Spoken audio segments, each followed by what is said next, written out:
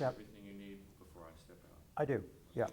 So what I'm going to do is I'm going to start by saying what I have to do formally. This is an Jack Kemp Foundation oral history project interview with Dr. Arthur Laffer, what the date is, who I am, and then I'll ask the first question. Perfect. Okay? And you'll be here with us all, Martin? Absolutely. Great. And just remember, before we go on, all cell phones turned off. Yours is over there right now. Mine's off. Good, mine's off too. That's good. Mine's on. Is it on? Yeah, but it's But out it's there with my somewhere else. grandson.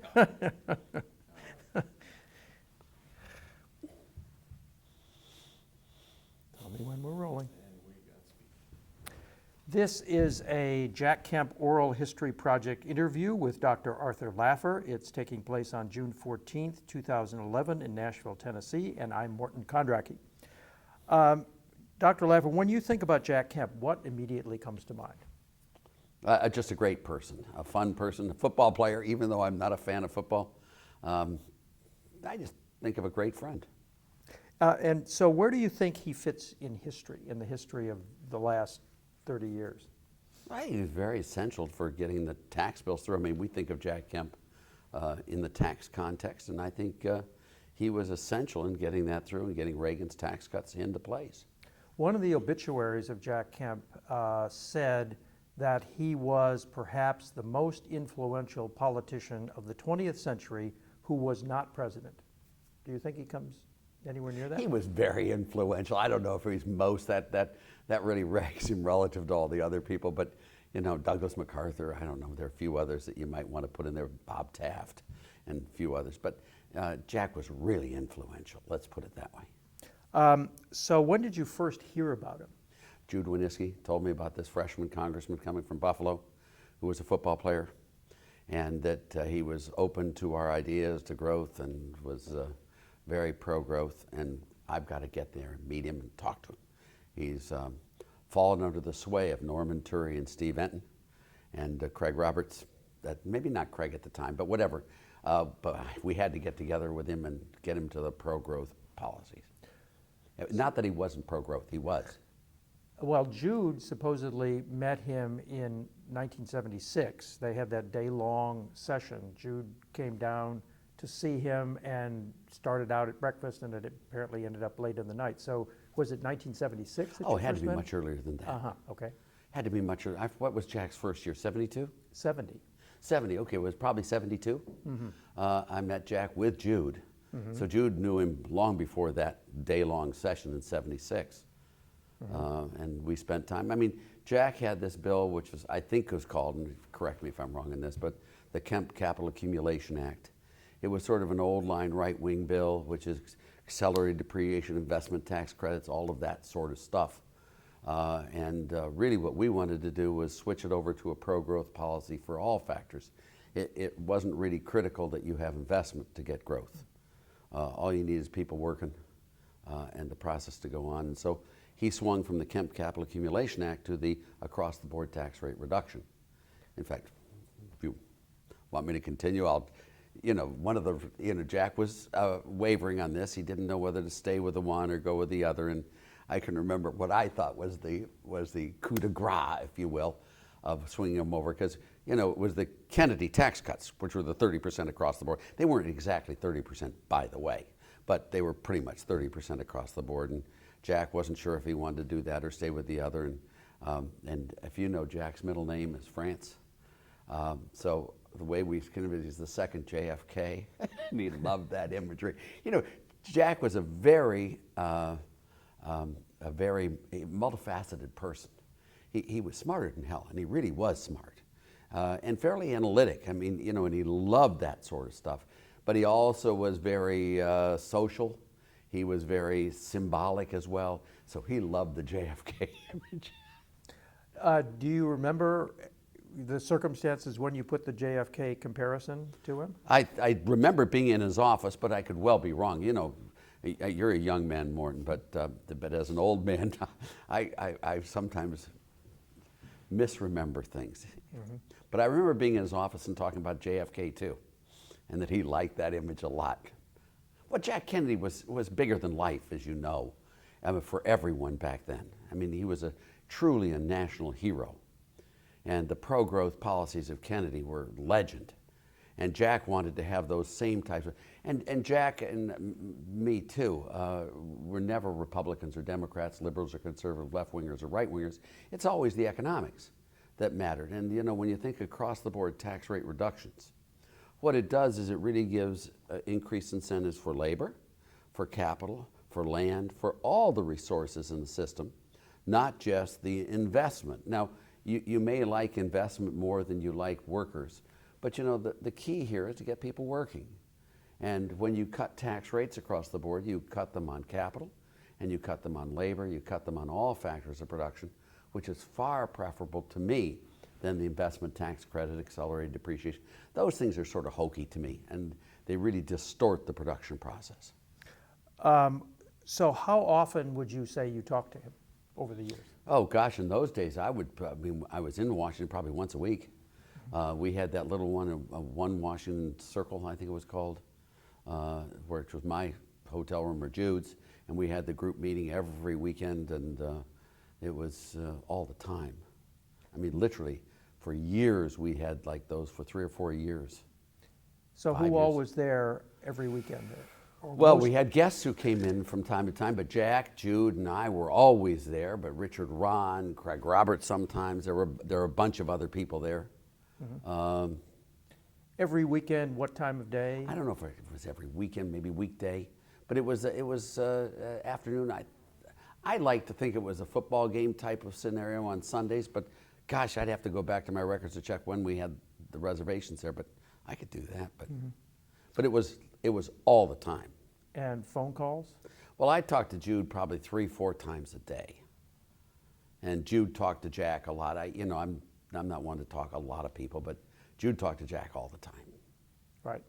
You know, I never knew Jude, unfortunately. So tell me about Jude Wanniski. Very unusual person, highly energized, truly a revolutionary in the type of sense that I usually don't like. You know, this guy is just shaking the tub all the time, getting everything going, often in an aggressive, hostile fashion, although that progressively got worse and worse over the years. But Jude, you know, really wanted to foment a revolution. He just needed the model. And that's where I came in. As he came, I was at the OMB. I was the first chief economist there in 1970 to 72, and I got a huge raspberry. I don't know if you've heard about it with the 1065 GNP forecast back then, and oh my God, they pinned it on me, and I was on the cover of magazines and all that. They made me look pretty silly. And Jude then befriended me. I wasn't allowed to speak to the press. Well, you know, it's fun stories, but I wasn't allowed to speak. Who got mad at you? Who shut Oh, you well, down? the 1065 was the ridiculed by the profession. And it was pinned on me that I'd done the 1065 forecast, which, by the way, I didn't. What is a 1065? The GNP forecast for 1971, or maybe it was 72.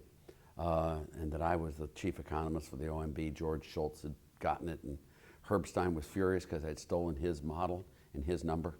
And I wanted to give it back to him as badly as I could.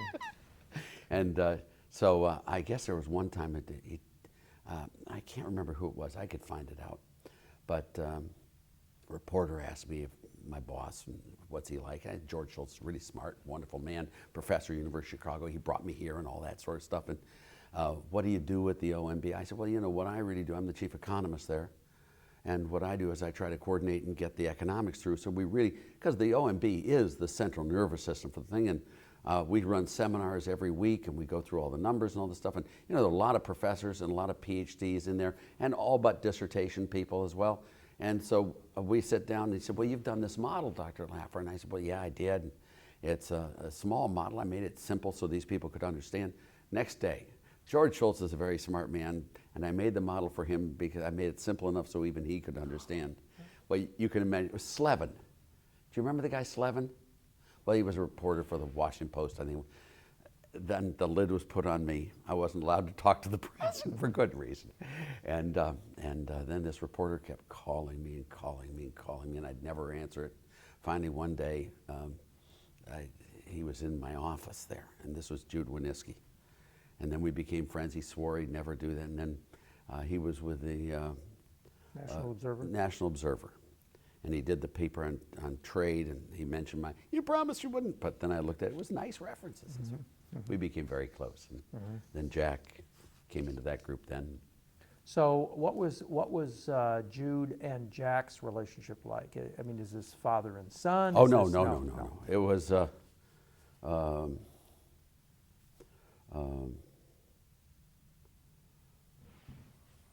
it was really the revolutionary with the in-place politician, the person in position.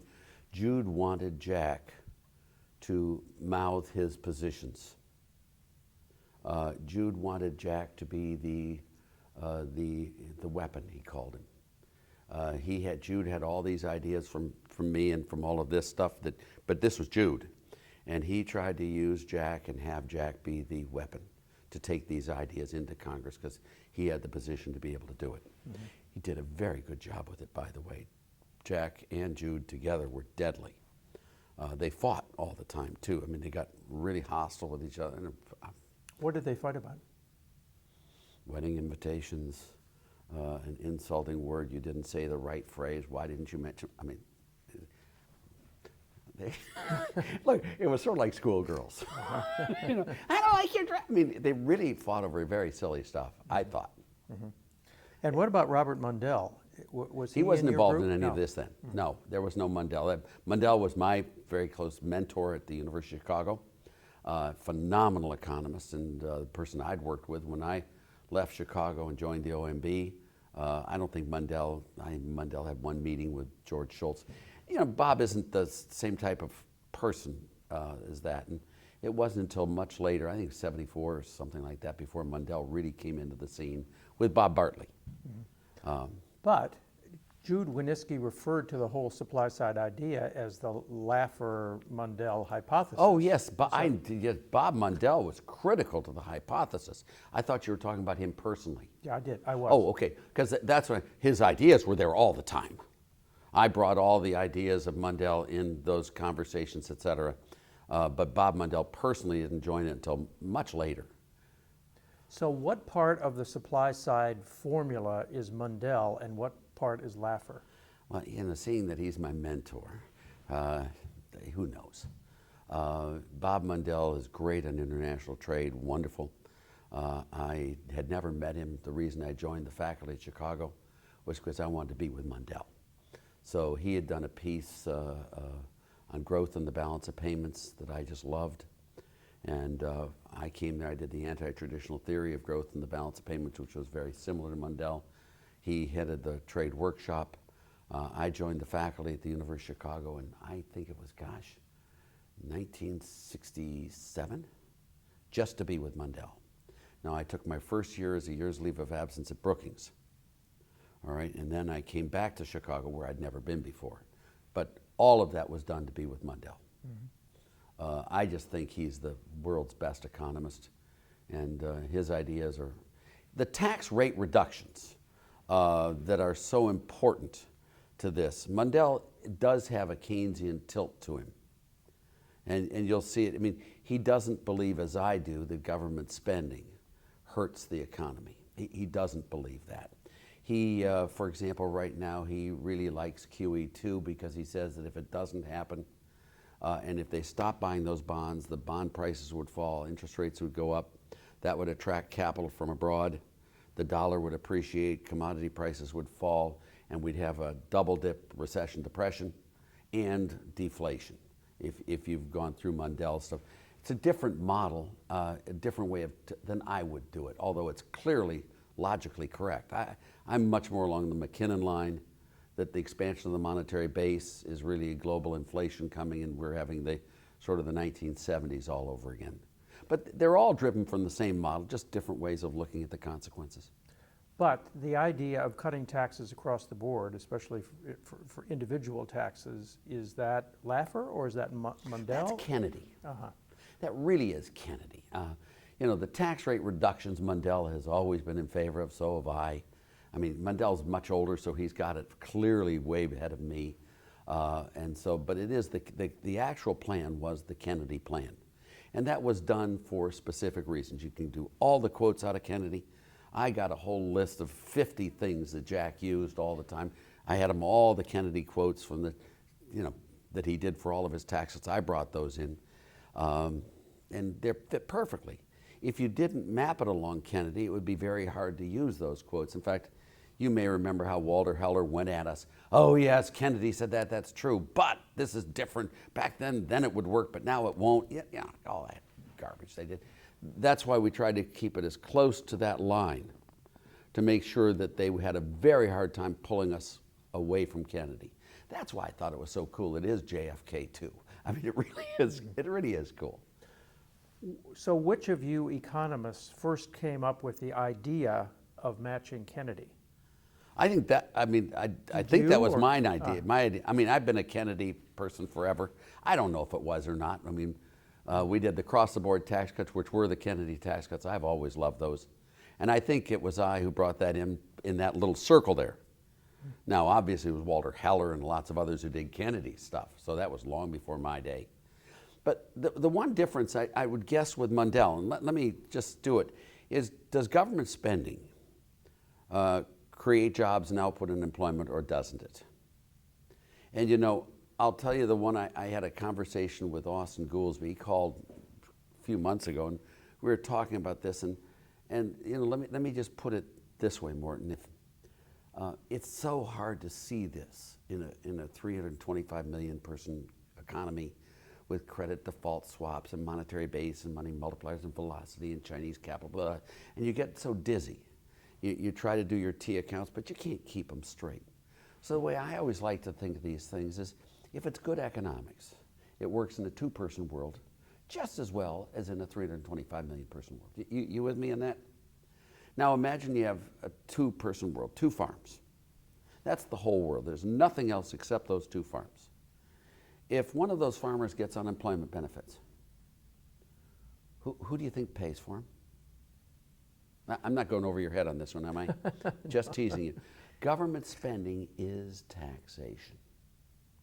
And cutting government spending is cutting taxes and will increase output, employment, and production. It's the exact antithesis of what the Keynesians believe. Now, Bob Mundell would not agree with me on that statement. There, I'm much more Milton Friedman, although Milton Friedman found tax rate reductions without spending reductions irritating to him. But let me just say it. There are three things that matter. Well, four things that matter. Well, three. How much you spend and how much you tax. The level of government really is important. How you spend what you spend. If you use the monies to create highways and production and output and employment, really positive things, it's very different than if you pay people not to work. Very different. So the level of spending and taxes matters, the composition of spending matters, and the composition of taxation matters. What you want to do is have the lowest rate flat tax you possibly can. So you distort the decisions as little as possible. So what Kemp-Roth really was a way of realigning tax rates without addressing spending directly. So that's where Mundell was really wonderful in this stuff. That's what we did with Kemp-Roth. But it wasn't aimed at cutting spending per se. Now, our arguments were back then that by redirecting the tax codes such that you had more even disincentives or incentives across the board, you'll get an increase in output, employment, production. That in turn will reduce spending because you'll have less welfare, blah, blah, blah, blah, blah, all that stuff. You'll have more revenues coming in because of economic growth and all that stuff. So that was our real purpose. It was rarely believed, at least not by me, it was never believed that tax rate reductions by themselves could be looked at as you could in a micro example. Ultimately, government spending is taxation, but what you can do is by rearranging that, you can get more output per unit factor input. Did you follow me on that? So the three things: total spending taxes, how you spend, and how you tax. The last one is what we really focused on Kemp-Roth, was how you do your taxes. So let me depart from that and go to the famous December 1974 dinner that you had at the Two Continents Hotel with Yes. Don Rumsfeld, Dick Cheney, Jude Winniski, right? What were you trying to get into their heads? Well, I wasn't. Don and I have had dinner probably once a week, just the two of us. And every fourth dinner we invite someone else to join us. We would go over I can't remember the places.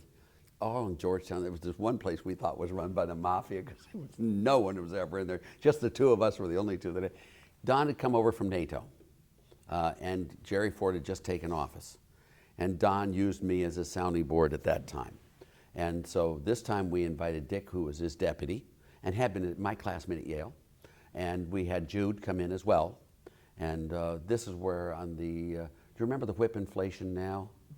This was what it was, the win buttons and all that. This was the 5% across the board surcharge. And just in the normal course of our conversation, I didn't think there was anything special on it.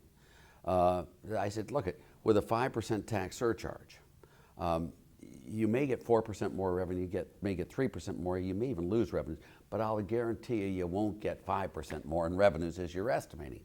And then, then I did that little curve on the napkin, which I guess is at Hoover. I saw it. Yes. Well, the question here is, you at various times have said that you didn't remember exactly what happened there. You're an old fella too. Come on. It wasn't a significant event for me. You know, doing the curve on a piece of paper was just straightforward, just like you and I talking. Well, I remember this conversation 2 years from now in detail. No. And I didn't remember it in detail back then either. It wasn't like, oh my God, I just did something brilliant. So what happened to the napkin? Use it in the class. I guess Jude picked it up. I'd written it to Don from me because I saw it. And I guess Jude picked it up, and when Jude passed away, he gave it to the Hoover. And it's out there now because I saw a picture of it. I haven't seen it, but it's exactly my writing. It's just the way I do it. But do you see what I'm talking about on that? I mean, that was just a way of illustrating how raising tax rates, you won't get the full amount in revenues. You might get more revenues, you might not. Depends on where in that curve you are, and that's what I did. Morton, it's what I always did with my students. So there was no agenda. You weren't trying to get the Ford administration to do something or other. I was a consultant to Don and to Dick throughout these years when he was chief of staff. And in fact, some funny stories on that. Someday you might. When 76 came around, I went up to them and told them I had to quit. And they, why, Art? And I said, well, you know, I just honestly, I'm not going to back Ford. I'm going to back Ronald Reagan in the primary, and I just have to quit. I'm sorry, but I just can't go along with it. He said, well, Art, we never thought your political sense was worth a hill of beans, but we love your economics, so would you please stay on? We'd love to keep you, which was really lovely. Don so stay on as what? Did just their advisor come in to meet with. I guess I met with, well, Don every week. I had dinner with him. And Dick I met with a lot. But just on these issues, just on like that discussion is exactly one of them. Exchange rates, what's happening with inflation, just a sounding board to be there just over dinner, not in a TV studio, not in some sort of place that's recorded. It's just a couple old friends sitting there chatting. Mm-hmm. Now, I've read that there was something in the way of tax cuts that you were recommending that was rejected by the Treasury Department. Is that correct in this time frame? Let me count the number of times that's happened. But that's specifically during Ford, I mean. Because Bill Simon was the Treasury Secretary. And well, was Bill Simon a supply-sider or not? Well, Jude loved those labels. Are you a Christian, or are you a Jew, or are you a Muslim? You know, you've got to be in 1, 2, 3, or by. Bill Simon was an extraordinarily competent man, a very complicated individual as well, and he could see different. He was not constrained by the hobgoblin of a model, like I am. So there would be times that Bill Simon would be wonderful. For example, on government spending, I have never seen anyone better than Bill Simon. I mean, he's just way up there as great. On taxes, he was really good stuff too. But then he does the 55-mile-an-hour stuff. Give me a break. Where does that come from? Man on the moon? So these people, very few people really fit. I thought Bill Simon was a fine person. A little scary. He'd fling apples at secretaries and did all. Oh, he did. Well, someday when we talk, I'll tell you real stories if you want real stories. Okay. Just back to the conversion of Kemp to the John F. Kennedy model occurs in what context again? I think it was 72, something like that, maybe 73, somewhere in there, in the context of a piece of legislation he's going to propose. Well, Bruce Bartlett remembers that Bruce Bartlett was then his chief economic advisor, and in 1977, Bruce remembers that Kemp stuck his head into Bruce's cubbyhole office and said, "Why don't we just duplicate the Kennedy tax cuts?" It was much earlier than that, and that may have been what Jack said to Bruce at that time, but it was done much earlier. But wasn't he at that time sponsoring and continuing to sponsor the Job Creation Act? Which was I don't remember when the legislation was done, but the stuff we did with him was not the Job Creation Act. And that was much earlier than 76. By the 76, the campaign was already well on its way. I mean, we'd had the Kemp bill for how long before the 76 convention? Well, I remember us going to talk to the Reagan people, and I mean, that was when Schweiker came in and all that stuff. And I mean, goodness gracious, we'd had the Kemp bill for 3 years before that? 2 years? Not Kemp Roth, you hadn't. Kemp No, Roth but there wasn't, Roth was really late in the game. I mean, we couldn't get Roth for a long, long time. In fact, just a little story more, if you want a story on Roth, which is sort of, I mean, we could not find a Senate co-sponsor. Now, this was all Jude and Jack. I'm not the one who's looking for a Senate co-sponsor. We couldn't find one. I mean, Jack was very big in the House and doing all these speeches and everything, but you needed to have a bill. You needed to have a senator in there. And finally, we got Bill Roth agreed on the condition that we phase it in over 3 years. So it'd be 10, 10, 10. All right? And that's what they presented me with that. Would that be okay? Would that still keep the spirit of the bill? And I thought it would. I'm never thinking it had a chance of ever being passed. I mean, you know, but they would get, now we have a Senate co-sponsor. But Jack been doing that bill for a lot longer. 2 years, 3 years, something like that. Supposedly, Jack Kemp urged Ronald Reagan at the 76 convention to adopt an across-the-board 30% tax cut. Do you know anything about that? Well, sure, I was really involved in it. I was with Reagan. Now, this is before 1980 now. This is 1976. I know. I was Yeah. with Reagan in 76, involved there, and Jude was the intermediary talking to Marty Anderson, and I was involved in that as well, of trying to get that to happen. Now, there are two versions of this story. There's the Jude version, and there's the Marty Anderson version. And they're not that far off, but they're far enough off. Was that Marty Anderson believed it was obvious that that Reagan wanted to do this. And Jack and Jude did not get that, and so they didn't swing their votes for Reagan at that time. And I don't remember exactly what the differences were, but I was of the view at that time that Reagan was not willing to put his thumbprint on it and say, I will support Kemp Roth, which is what I think Jude really wanted him to say. And so therefore Jack withheld his delegate votes, if I remember correctly. And that's when Reagan went to Schweiker to get him as his running mate, to get the extra 10 that he needed to push him over the edge, and it never happened. But Reagan was never against Kemp Roth, ever.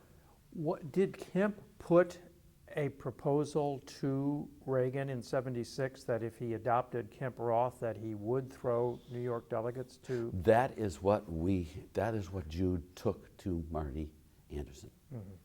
Was that exact phrase. I don't think, now, you know, you're going to have to go back to some other, I don't recall Reagan and Kemp ever meeting one-on-one in that discussion. I can take you back a little earlier on that one-on-one discussion. But go ahead. Well, let me do this one. From the way I remember it was Jude wanted a formal acceptance, and that they weren't going to get, but, oh, well, you know, we love it and all. It just wasn't precise enough for Jude. And so Jack did not swing the New York delegation to Ronald Reagan. Although that's, Although Kemp himself was for Reagan. of course, we all were. We all were. None of us was a Ford person. But is that in the Jack Kemp character that he would actually want to do a trade like that? No, that's a Jude character. Machiavellian. No, that's Jude. No. And when Jude got himself installed as the middleman, Jude ran it for Jude. But it's not Machiavelli. Jude is an operative. And Jude was the guy stirring the pot. So when Jude represented Jack, that's what happened. And by the way, Jude represented Jack a lot. You know, and Jack never denied Jude. I mean, you know, Jack would espouse positions that Jude had that I thought were, you know, a little way out there. Like? I can't remember what they were, but there were a bunch of them. I mean, that Jack would go along with Jude's view of the world, even though it was not central. He and Jude had this relationship, and it was a love-hate. They fought a lot, but they stuck together. I mean, they really did. The two of them realized the importance of the other to their combined success. And I think they were both correct on that. I mean, I loved the way Jude and Jack worked together. I mean, it worked to my, I mean, I just loved the sense of all the stuff they did. Not that I agreed with everything, but I mean, what they did was 98% I thought was wonderful. Enterprise zones. I mean, I wrote enterprise zones in 76, 75, whatever it was, way back when, maybe earlier even. The across-the-board tax cuts, sound money, gold, all those were mine, Mundell's, all those. They took all of those policies across the board and were able to lock them in and put it through. And Jude was able to get Jack to operate, and Jack found it very much to his advantage. So is the channel here, you guys are the idea people, and Jude is the operative who takes it to Jack and then works it back, Yeah. and then takes it from Jack and tries to get it put into effect as through Marty Anderson, for example? Yeah, well, that was one, but there are lots of other ways. I mean, in the year 72, when I told you I got together with Jude, and that's when Jude finally, I broke down and I had a meeting with him, and then, oh my God, he reported me in the National Observer, and I was afraid I was going to get fired and all that stuff. What I did with Jude is I spent lots and lots of time with Jude, going through all the class material that I taught, all the supply side economics, the two-factor, two-output model, the whole thing. I mean, literally spent 80, hundreds, probably, I don't know how, he much more than a class. So Jude really had all of that material in hand. I mean, all the theorems, the incidence and the burden theorems, the revenue stuff, all of that. Jude really did have that. You go look at the way the world works, and you see that man's mind. And Jude is brilliant and detailed and focused and driven. I mean, er ist entrückt from above. I mean, he has this spirit coming up to his brain. He didn't stop. He drooled. I mean, every moment of every day was focused on this. He was truly a revolutionary in a way that maybe only someone like Obama is. I recognize the same traits in Obama that Jude had. I mean, and we'd meet, we'd talk 4 times a day, 5 times a day. We'd meet every week for hours on end, just the two of us going through. I don't understand, let's go through. And it wasn't dilettantish like all these other people. Jude wanted the stuff all the way across. I mean, what he did on the Great Depression, no one else had done. I mean, I like to think that came from me. I mean, the original ideas and all that stuff, because no one ever wrote about the tax rate increases in the Great Depression. I kept telling Jude about that and about the rate and about the Bank Holiday Act of 1930. You know, none of that stuff was written. You read the monetary history of the United States, you read any of the stuff that Ben Bernanke does, they don't know the Great Depression from nothing. They don't understand it at all.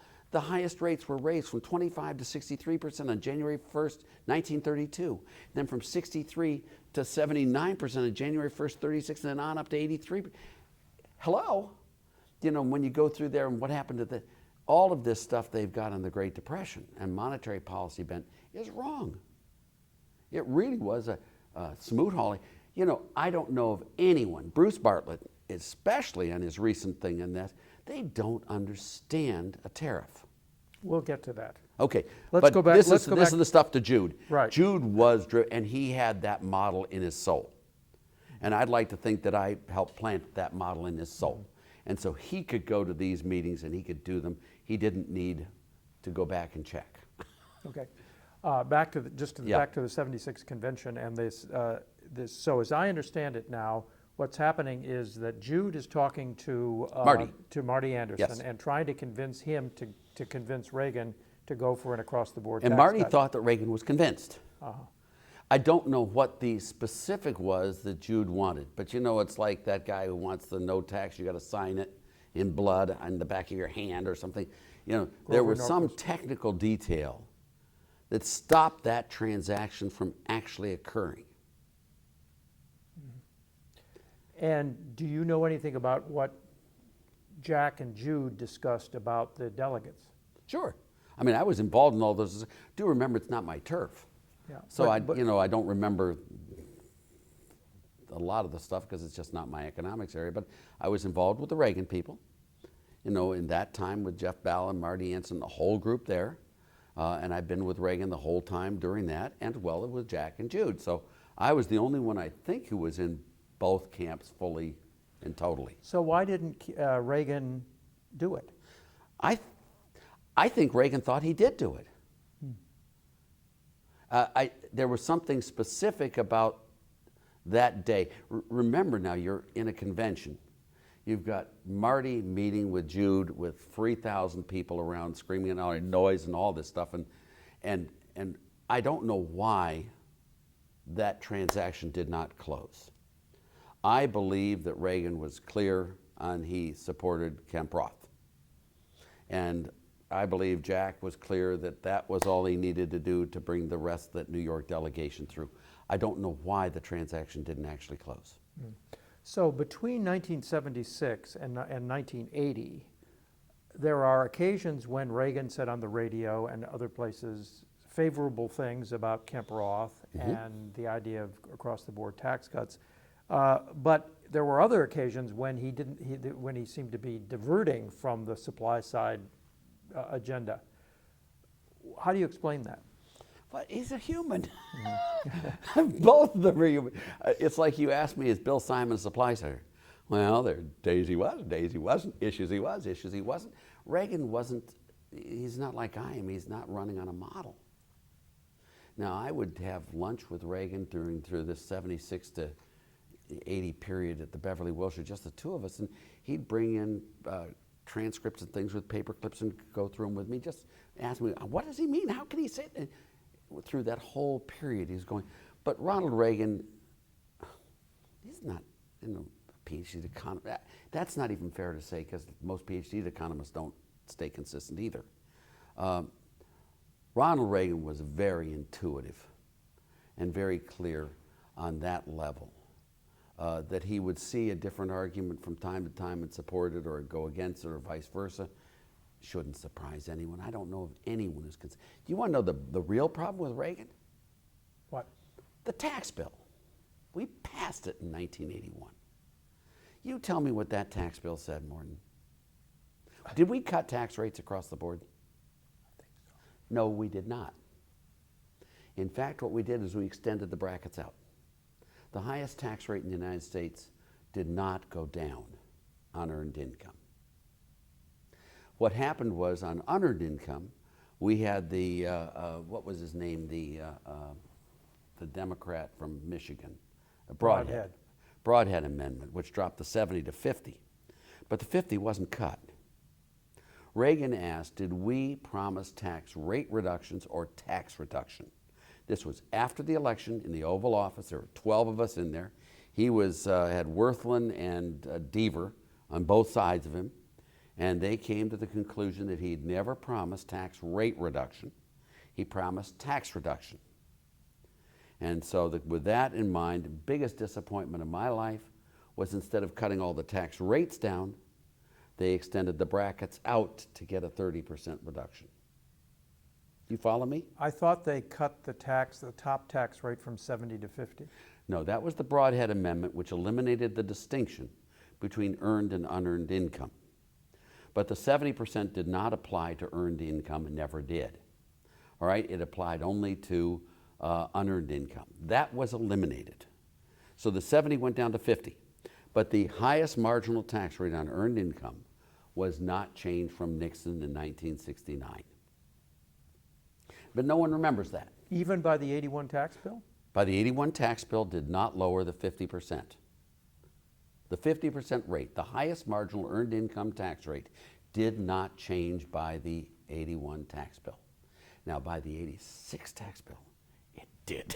There we got it down to 28%. Mm-hmm. But you know, Reagan, do you see what I'm saying, the distinction? Well, I thought dropping rates by 30% is one thing. Mm-hmm. Extending brackets out is a different thing. Keeping the highest rate still at 50%. And that's what happened. And I knew we had talked about tax rate reduction, but that's not what Wirthlin and Deaver said in that meeting. And then he talked about the Broadhead Amendment in that meeting. He said there's this congressman from Michigan, Democrat, a kid from Ohio, boy from Ohio, who has proposed an amendment to our tax bill that would eliminate the distinction between earned and unearned income. I sort of like the idea. What do you guys think? And we all liked it very much. He said, well, then I'm going to go along with it. And Charlie Walker said, I can make money on that. You remember Charlie Walker? But, you know, this discussion is taking place when? This is 1981, right after, I mean, the bill was ready to be sent to the House. We had the co-sponsors. We had a good friend of mine as a co-sponsor Democrat on the spending bill, a guy named Phil Graham, who was a professor of economics, and I knew he was a great guy. And then we had Lotta, that was the spending bill. And then we had another great friend of mine who was also a PhD economist, took Mahon's old seat, a guy named Kent Hance, and he was with Conable, and that was the tax rate bill. So we had two bills, the spending bill and the tax rate bill. The tax rate bill, if I remember correctly, we won in the Senate 91. We got, I think it was 89 votes in the Senate. I mean, we swung them all over. I mean, that was right. But the tax rate bill was not what I believed it was, which would take the 50% rate down to 35. That's what it should have been had it been a tax rate reduction. But it wasn't that more, and no one remembers that today. Mm-hmm. I mean, you guys can sit and rewrite history and rate them. It wasn't Kemp Roth. It was not. Okay, let's go back. You follow me on this? Yes. Does anyone else ever told you that? No, actually not. I didn't think they would. I devoutly believe that somehow the 81 tax bill reduced the top rate from 70 to 50. It did, but that's just by an amendment to it. I see. That was not going to happen had it not been for Broadhead. Okay. That 70 would have stayed 70 and never been cut. Right, okay. But the 50 did stay 50. It never was cut. Okay. All right, now, let's go back. We're going back now to the run-up. Let me just do one last one in here. Just okay. to the 60% exclusion, which had been the Steiger-Hansen, if you remember, of 78. That one applied to the 70% rate. So with the 60% exclusion, all right, what you were taxed on 40% at the highest unearned income tax rate. So the capital gains tax rate was 28% from 78 to 81. Once 81 passed, the bill passed, and the 70 dropped to 50, you then had the 28% capital gains rate drop to 20%. But that's only because of Broadhead's amendment that Reagan said, oh, I think we can go along with that. He would not have cut the capital gains tax rate either. And he didn't cut the highest rate either. Well, let's go back now. Good. We're running up to the 1980 election. Yep. And you and Jude had this plan to make Jack Kemp vice president, right? Jude did. Okay, tell me I how. followed it. This is where Jude was. He's an operative, and this is not my turf, Morton. So just whether Jack's vice president or not, I know how to do the math and the models and the economics. I had a little dinner party at my house in Palos Verdes, and I don't remember what year, 78, probably maybe 79. It's in there. I had a little dinner party. Jack was coming out to California, so my godfather was a man named Justin Dart, who was head of Reagan's kitchen cabinet and my love of my life.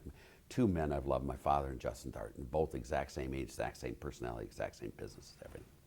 And we had a little dinner party at my house, which would include the Tuttles, the Scharfenbergers, the Darts, Jack Kemp, myself, and Ronald Reagan, and Nancy. Nancy was there because I was single. I mean, I had to be about 79. And this is the plan. Is that Jack and Ronald Reagan, I had a little guest house out in the back, and Jack was going to go out with Reagan. The two of them sit there in the guest house, and what he's going to do is say, look, Ron, I just want to tell you I love you dearly. As you know, I was a staffer in your office when you were governor. You're my hero. You're the greatest politician there is. And what I've come to the conclusion is that you and I running separately will be able to acquire more delegates than you could alone with my support. And I promise you on the book that when it comes to convention time, I'll throw my delegates to you. And you'll be able to get the nomination in 1980. With no quid pro quo. No quid pro quo. That was the agenda, is that you're my hero. You know, this is not me going against you. This is me working as your partners separately to do this. And it sure made sense to me. It made sense to Jude, and it made sense to Jack. And we all talked about it in great detail. Jack agreed. Jude thought it was great, and I had the dinner party all set up. And so I manipulated the thing, and Ron and Jack went down to the guest house and sitting there. They were there for the longest time. I'm dying. I got to find out what happened. And they come back and I said, Jack, how did it go? What had happened there? He said, oh, Art, I pledged my support to him totally and said I'd never run against whatsoever. And he's my hero. Oh, my God, you just lost the vice presidency. You just lost the vice presidency. And what did he say? He loves Ronald Reagan, so did I. I mean, if I'd been in his shoes, would I have run against Ronald Reagan? I don't think so. Did he report in detail what happened in the guest house? Oh, I think he did. I don't remember it now, but I went there and we talked, and oh my God, he said, Jack, you're so important to me. I've got to have your help, and whatever Reagan could do. Reagan's good at that stuff. Wonderful, wonderful man, Ronald Reagan. Did you ever get to know him, Morton? I mean, we'd be over at the house for dinner and stuff.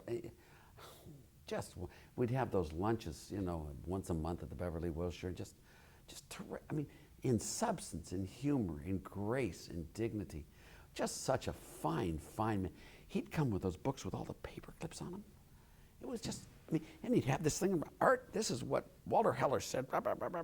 How the hell does that make sense? Well, here's the framework he's coming from. Oh, I see. Doesn't make sense to, no, it doesn't make sense to me either, but this is why he said that, and here's the way I would look at it, and we go through this all the time. We'd have pepper eating contests, we'd have joke sessions, He was just such a fine man. Jack, too, by the way, in the same sense.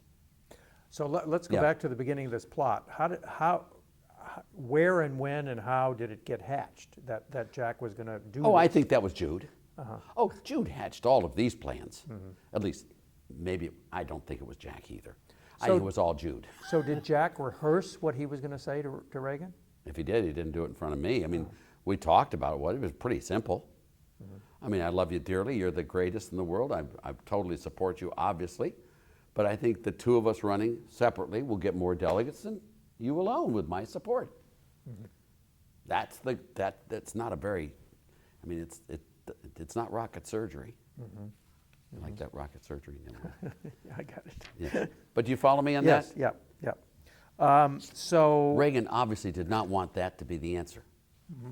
He did not want Jack to run. Yeah. So I heard that somewhere the plan leaked, that Jude leaked everything. and Jack got mad. Do you remember that? Jack got mad all the time at Jude, Yeah. and vice versa. There's nothing new. This is not. So Those two fought did, all the time, and they made up all the time. I mean, they had a relationship that was not. I mean, I would watch it and it being astounding. Jude and I never had conflicts, never. And I don't remember ever having conflicts with Jack back in these days either. I just didn't, but they did. So was it, before Jack went into the guest house with Reagan, was it already public Oh, no, no, no, no. what he was going to do? No. No, okay. If it was public to someone. Because I thought that Jude had somehow leaked it somewhere. Jude may have said it somewhere in something, but I don't remember it being public. I mean, he may have written it to someone or done a newsletter on it or something like that. Did you ever tell Reagan that Jack should be his vice president?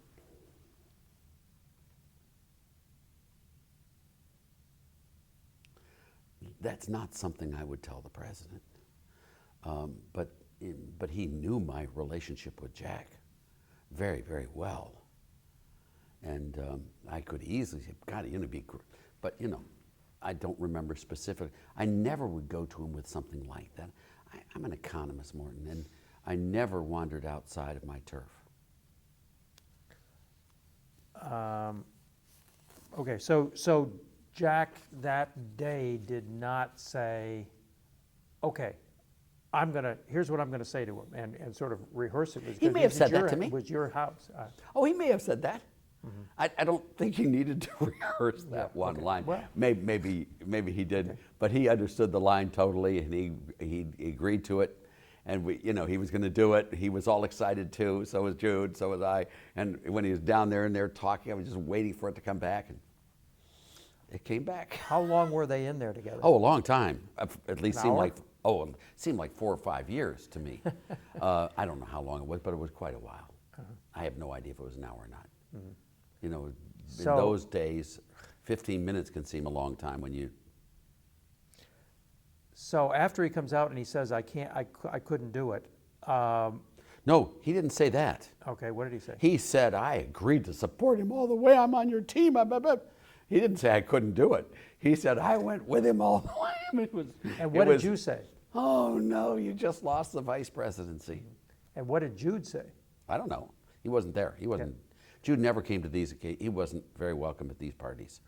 He's not very social, to say the least. I mean, Why was he not social? he would act in a very unsocial way.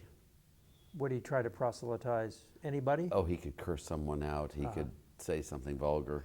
He could get drunk and spill something. I mean, there was no end to the amount of ways that Jude could embarrass you. One time he said that Milton Friedman's maybe a midget, but his shadow is cast across all Western societies in Israel and then we should throw Bill Simon down the papers down the steps of the Treasury, and then him afterwards. Oh, and then I have to go meet with Bill Simon and Milton, because they're two very good friends of mine. And Jude, they know my relationship with Jude. That's Jude. Milton, as you know, but Milton would be, furious with someone, doing that. And it was totally inappropriate, and Jude did it all the time. Inappropriate stuff, all the time. So after the dinner and after Jack says that he's all in for Reagan, did you call Jude to report? Oh, I'm sure I talked to Jude 3 or 4 times, not to report it. This wasn't the. I talked to Jude 3 or 4 times. The plot didn't work. Well, I 3 or 4 times a day I probably talked to Jude. But you don't remember what he said? No, Jude, I'm sure, was just as disappointed as I was. I wanted to see Jack as the running mate. Then, so Kemp gets to become the policy director of the campaign. He was appointed the policy director. Now, I don't know what that means. well, I was going to ask you the question, because Marty Anderson had another policy role. The question is, did Jack end up actually making any policy with Reagan, or was he just a spokesman? No, he did not. There was the original group, the Reagan Executive Advisory Committee, which were 11 of us in Justin Dart's office.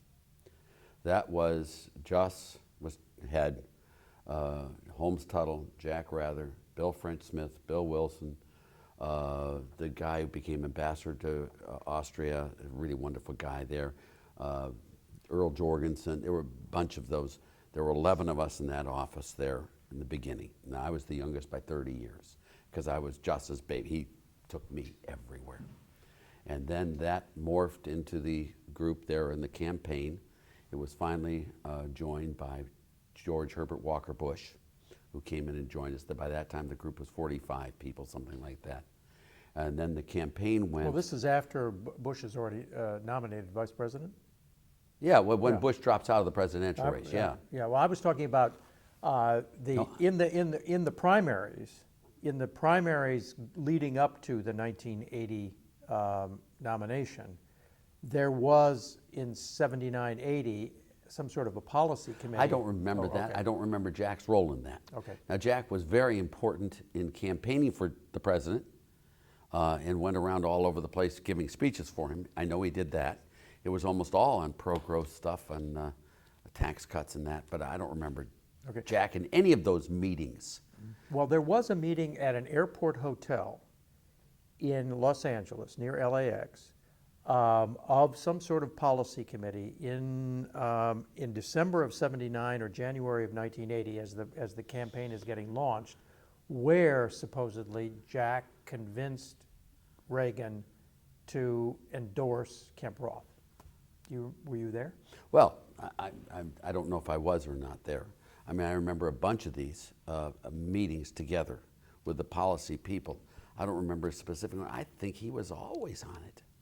I mean, as I told you, he never disagreed with it in '76 either. I don't know why that transaction didn't take place, and Jack, by '80, Reagan was fully on this thing. He really was. Now, obviously, he wasn't really fully because, as I told you, when he was elected, he then chose not to use Kemp Roth. He used something very close, but it wasn't Kemp Roth. And during the meetings then of the Beverly Hills Hotel, I can remember that meeting. There were 10 of us. Jack was in that one. Jack was in a bunch of others that I was with him, but there were a bunch he wasn't there. With Deaver and Hannaford and Just Art and Reagan, and those Jack was never in the social groups that we had at the Pick Fair and some of these other dinners that we had, our social group there. Jack was never involved in any of those discussions. Do you have any idea what Reagan thought about Jack Kemp? I think Reagan liked Jack Kemp a lot. I think that liking diminished dramatically by the second term. They removed Jack from the President's Economic Policy Advisory Board. He only served the first 4 years. And then when the new board was set up after the '84 election, Jack was no longer on that board.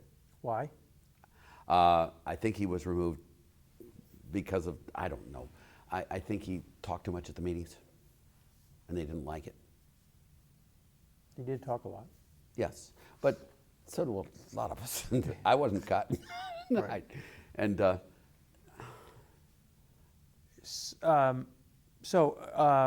what did you think when Reagan picked Bush as vice president, who, after all, had campaigned on voodoo economics? Did that strike you as being... yeah, when Bush joined the Reagan Executive Advisory Committee, which was the original 11 in Justice's office, and then morphed on, he sat next to me at the lunch the first one he came. He said, "You know, Art," and I said, "Stop right there." I said, "Look, let me tell you, I'm so glad you're here. I can't begin to tell you. I'm a 4th generation Yaley. I know you're a 5th generation. Thank God we finally have civilized people in this group of California cowboys. Thank God you are. You're a member of the Council on Foreign Relations. I've been very involved with that too, and all that sort of, you know, I thank God." He said, "Oh my Lord, and to think that you were the one I went after." It was a fun conversation. Yeah, it was a battle. They were fighting. You know, George Bush wanted to beat Reagan. He didn't respect Reagan at that time. He didn't think highly of him. Very few people had, let me put it this, on Jack and Reagan in a shared vision, very few people realized the intellectual strength that either of those men actually had. They just didn't get it. And they still don't. I mean, you know, Jack, because he's sort of goofy and does his arm around you and punches you and says sort of corny things and does biblical quotes and all, you think he doesn't know much. But he really does.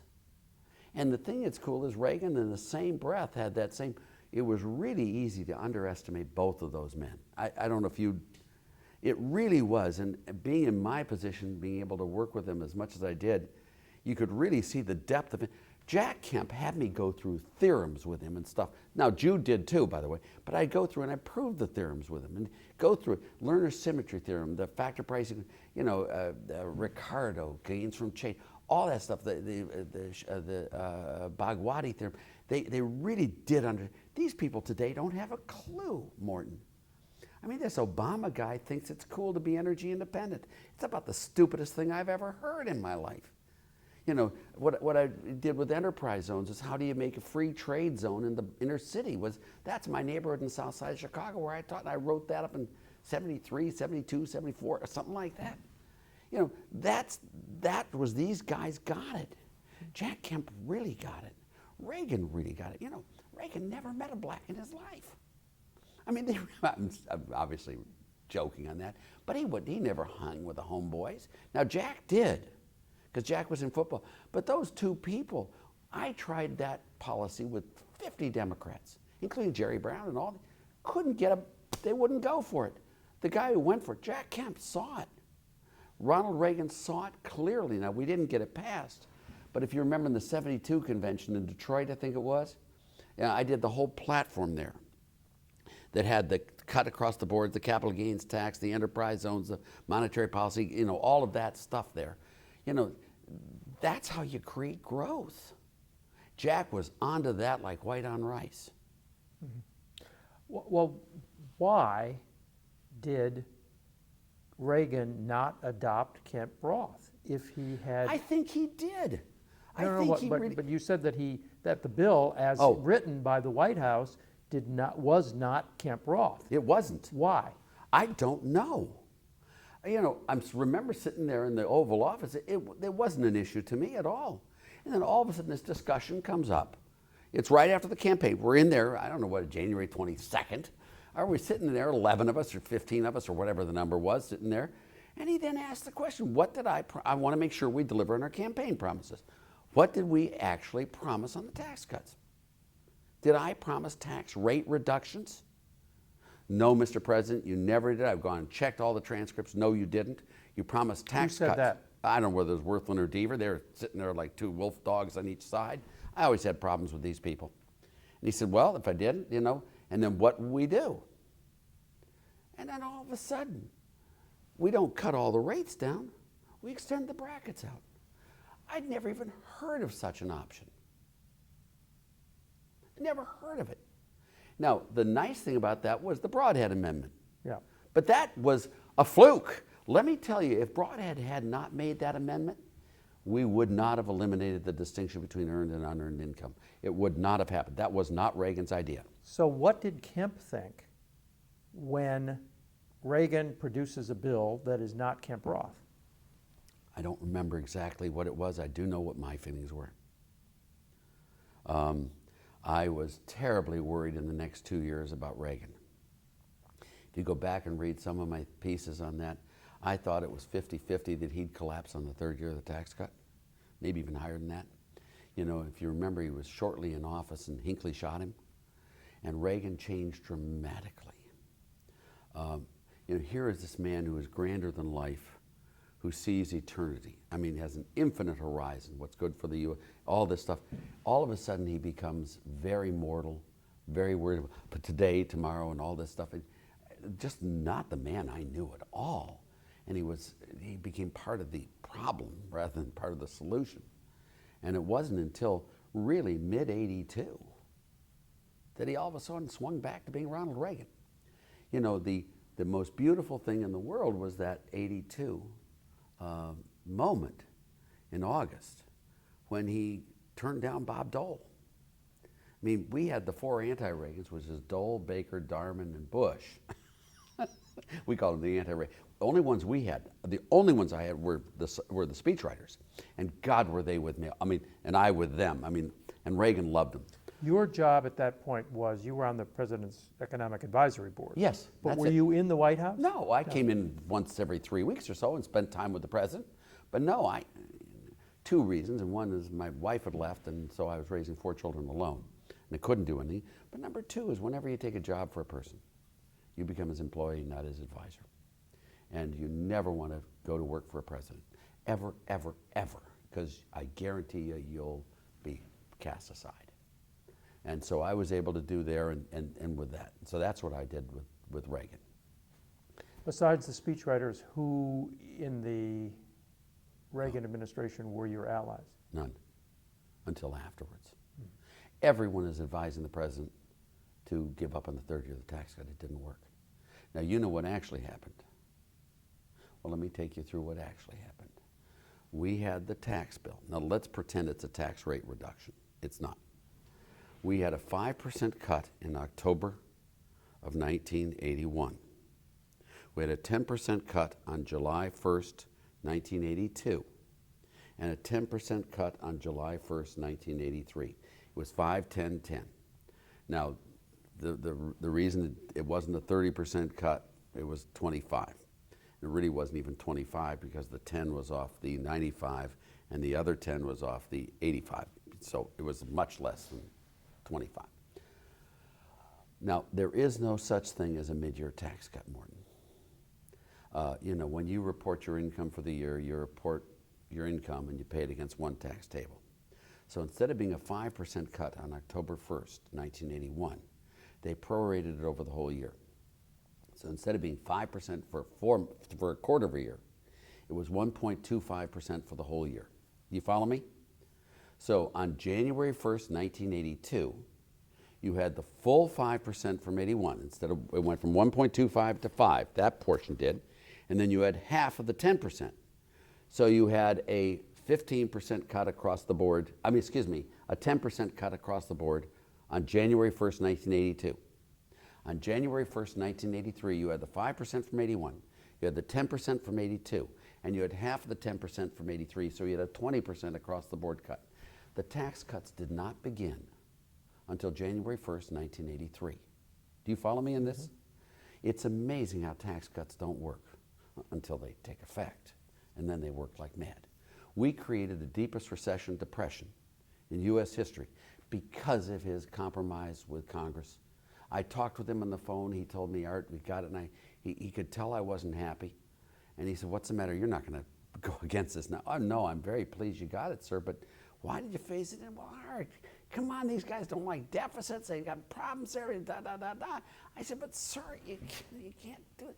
Arthur, you just, you stick to the economics. Let me do the, I said, no, but how much would you shop at a store a week before that store has its big discount sale, sir?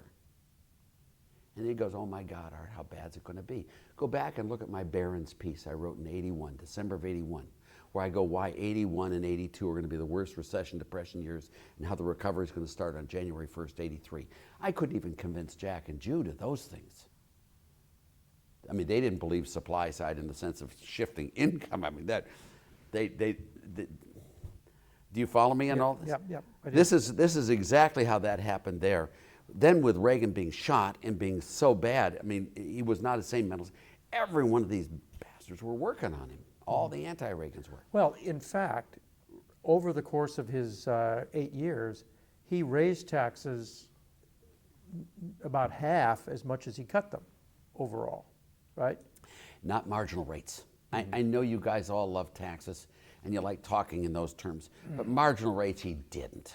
The only marginal rate he raised was after he lowered it, was capital gains. And I wish he hadn't done that, but he did.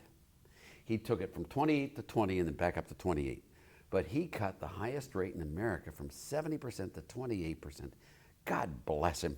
Now, he may not have realized it, but you guys may talk about all your taxes things there, but the corporate rate was as low as possible when he left. The capital gains tax was the only one that popped back up a little bit.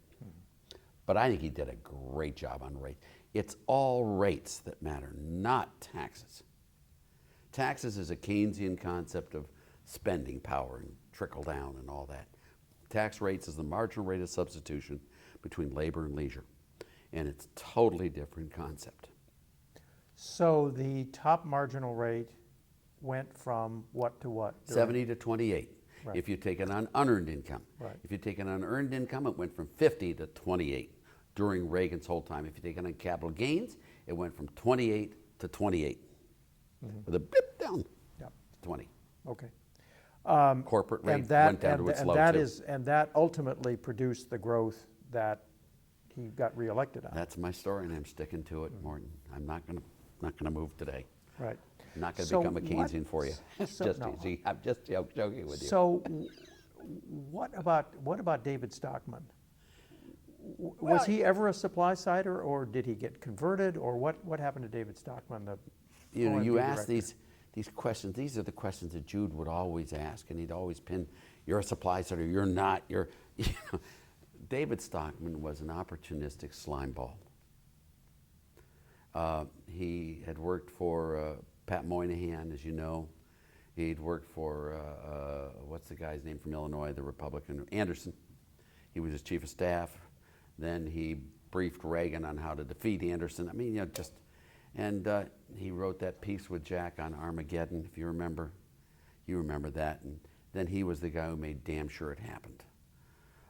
The only thing that pleased me about his Grider stuff was I was over in Europe when it happened. I got a call from the press, and I can remember saying that he said that no one in this administration believed this crap of cutting tax rates. It was all just to help our friends, and we help the fat cats, rich people, and all the cronies and friends. Everyone. This is what he said to William Grider. Yeah, in the Atlantic Monthly piece. Yes, he said there are only two people that believe this crap. That's Ronald Reagan and Art Laffer. But other than that, none of us believed it. Well, I thank the Lord that he put me into that category. But that was David Simon, and you know he's not changed. He just tried. I'm very disappointed in him. He's a very smart young man. He's got so much potential talent, and yet he chooses to go for the dark side. And you know, Jude really hated him. But and you know, he does this thing, and George goes in to see the president, Schultz, and I tag along. And he says, "Ron, you got to fire him." He says, George Shultz is Secretary of Yes. State. And not then. I don't think he was Secretary of State then. I think George Shultz was still just to the. This is, no, because Haig was gone in '82. Okay, when did Grider's piece come out? Don't remember. It was right away. Yeah, It wasn't that long. Uh-huh. Okay. I mean, I don't remember All the right, dates. It was anyways, right in there. Whatever George. I don't think George was Secretary of State yet. I think he was still chairman of the President's Economic Policy Advisory Board. But I could be wrong in the dates and that stuff.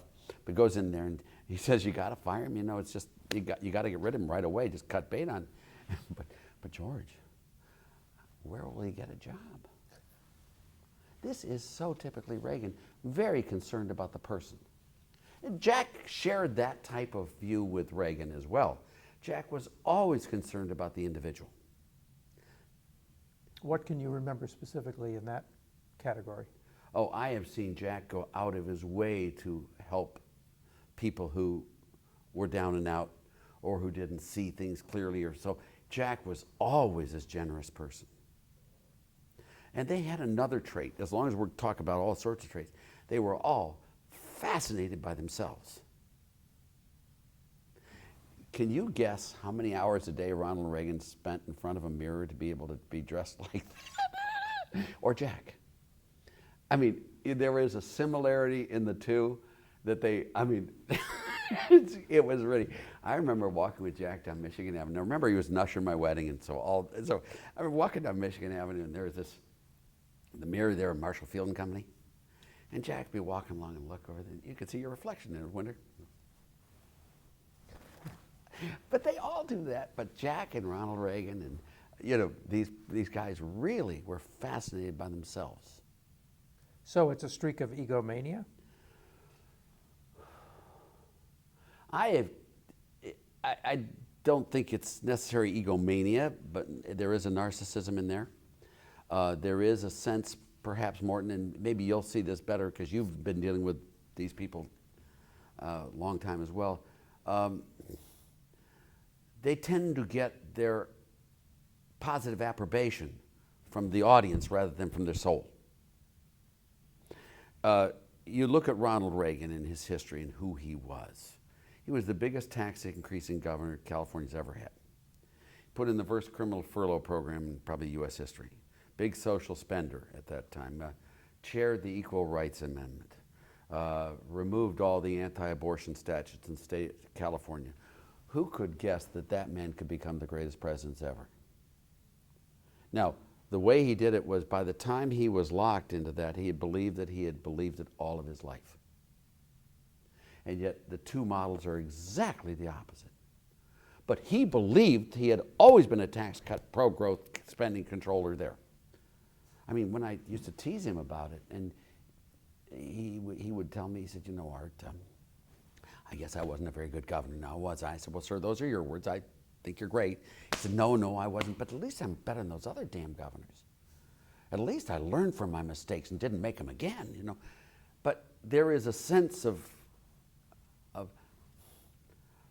it's really unfair of me to say this, but I'm going to say it. There's a sense of reflecting the last guy, sort of a cushion president.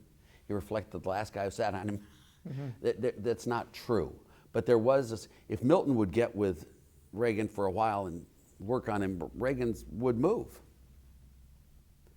And, you know. Kemp? Same thing. Oh, Kemp was always open to other people's ideas. No, tell me what your view is, and I'll explain it to me. And, you know, they go through. Now, if it was something silly, and Kemp would be able to, but if, that makes sense, I don't. And then he'd come back to me, and we'd talk about it. I mean, I remember one Reagan, I'll use Reagan examples, because Kemp would always come back to me and talk to me about, that's what they said there, what about, I gave this speech, and this guy said this about that, and then we go through the other one there, and get him on, see the thing there, and then the next time he had that answer there. He learned the incidence theorem, the burden, and all that stuff.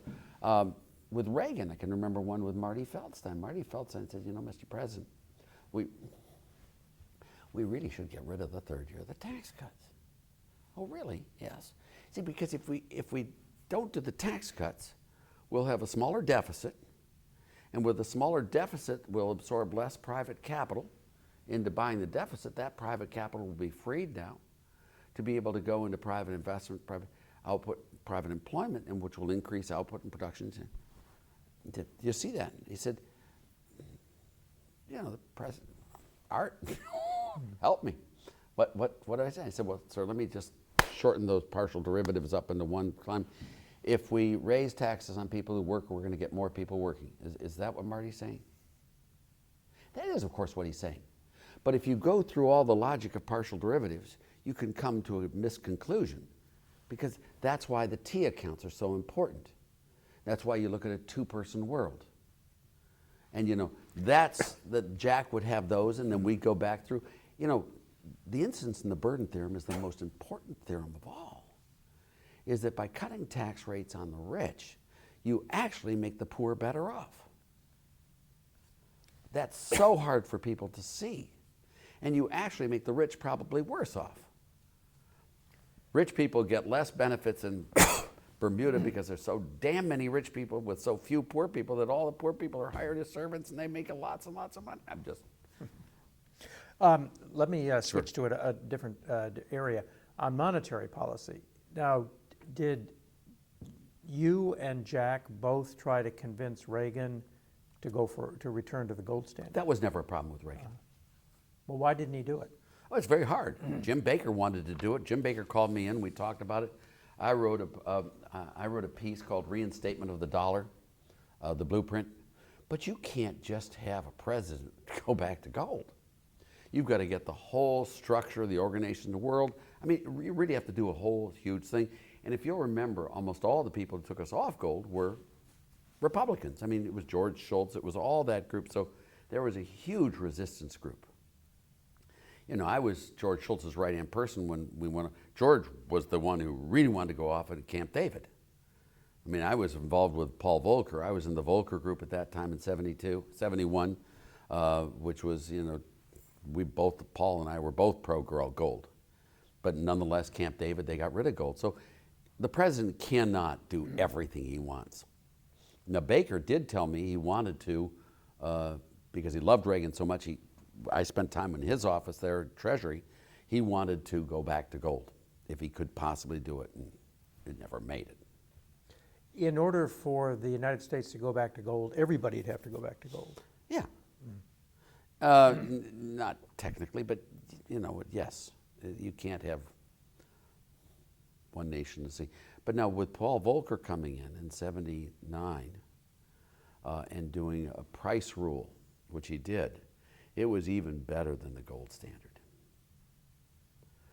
Paul Volcker did the price rule, and if you go back, I did a piece in the Wall Street Journal, I think it was 83 or something, a reinstatement of the price rule, where Paul Volcker went through how he's used the price level in there and bought and sold bonds and stabilized the dollar. It was amazing.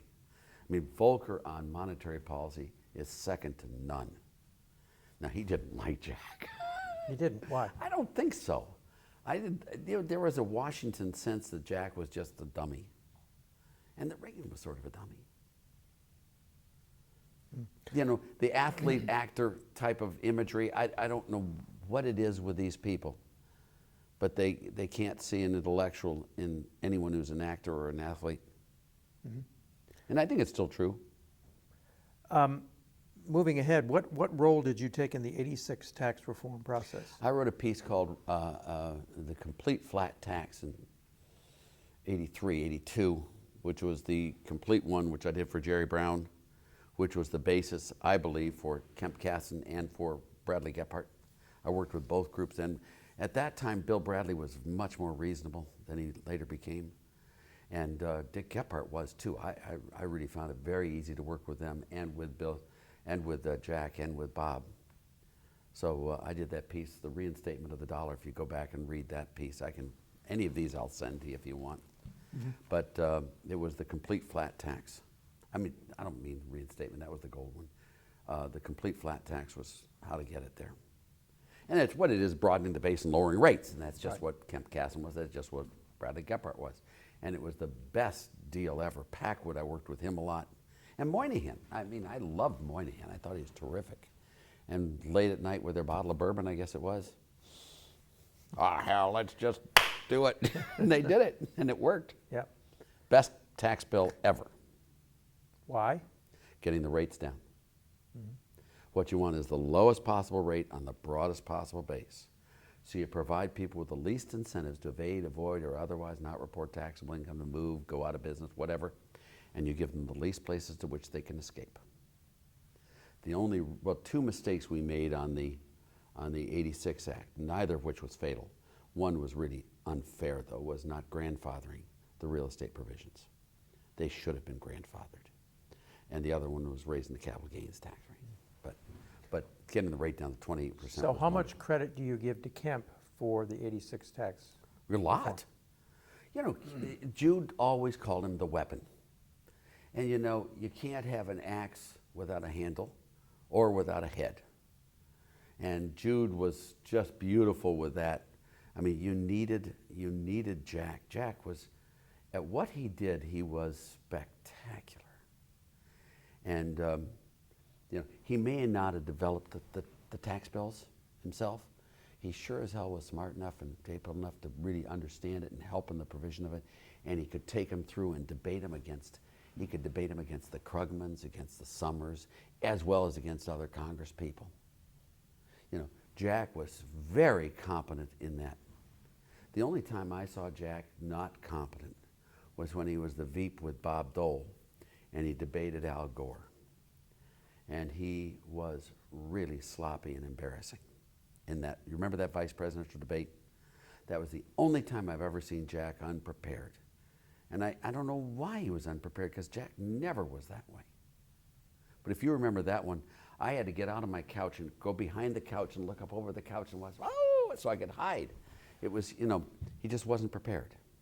Were you involved in that campaign at all as an advisor to Kemp? No, I did not support them. I supported Bill Clinton. I thought Bill Clinton was a great president. Why? Pushed NAFTA through Congress against Congress and his own unions. Reappointed Reagan's Fed chairman twice. Got rid of the retirement test on Social Security. He signed into law welfare reform. You actually have to look for a job to get welfare. Signed into law the biggest capital gains tax cut in our nation's history.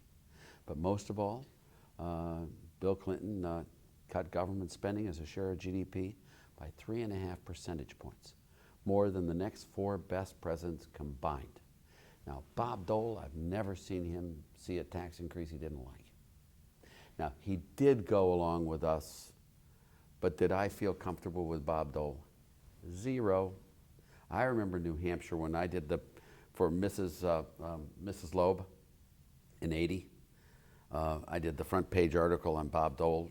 Who's never New seen Hampshire, Manchester Union leader. Yes, she asked me if I'd do it, and I did. This is what year? 80. It's when we just beat the crap out of him. No, it was, I'm lying to you. I'm lying to you. 88. It was 88. Excuse me. And Bill had died, and Mrs. Loeb was running the piece, and this was George Bush running. And I did the piece front there on how Dole has never seen a tax increase he didn't like. That's when he said, good news is, bus full of supply siders went over the cliff and all of them died. Bad news is our Laffer's seat was empty.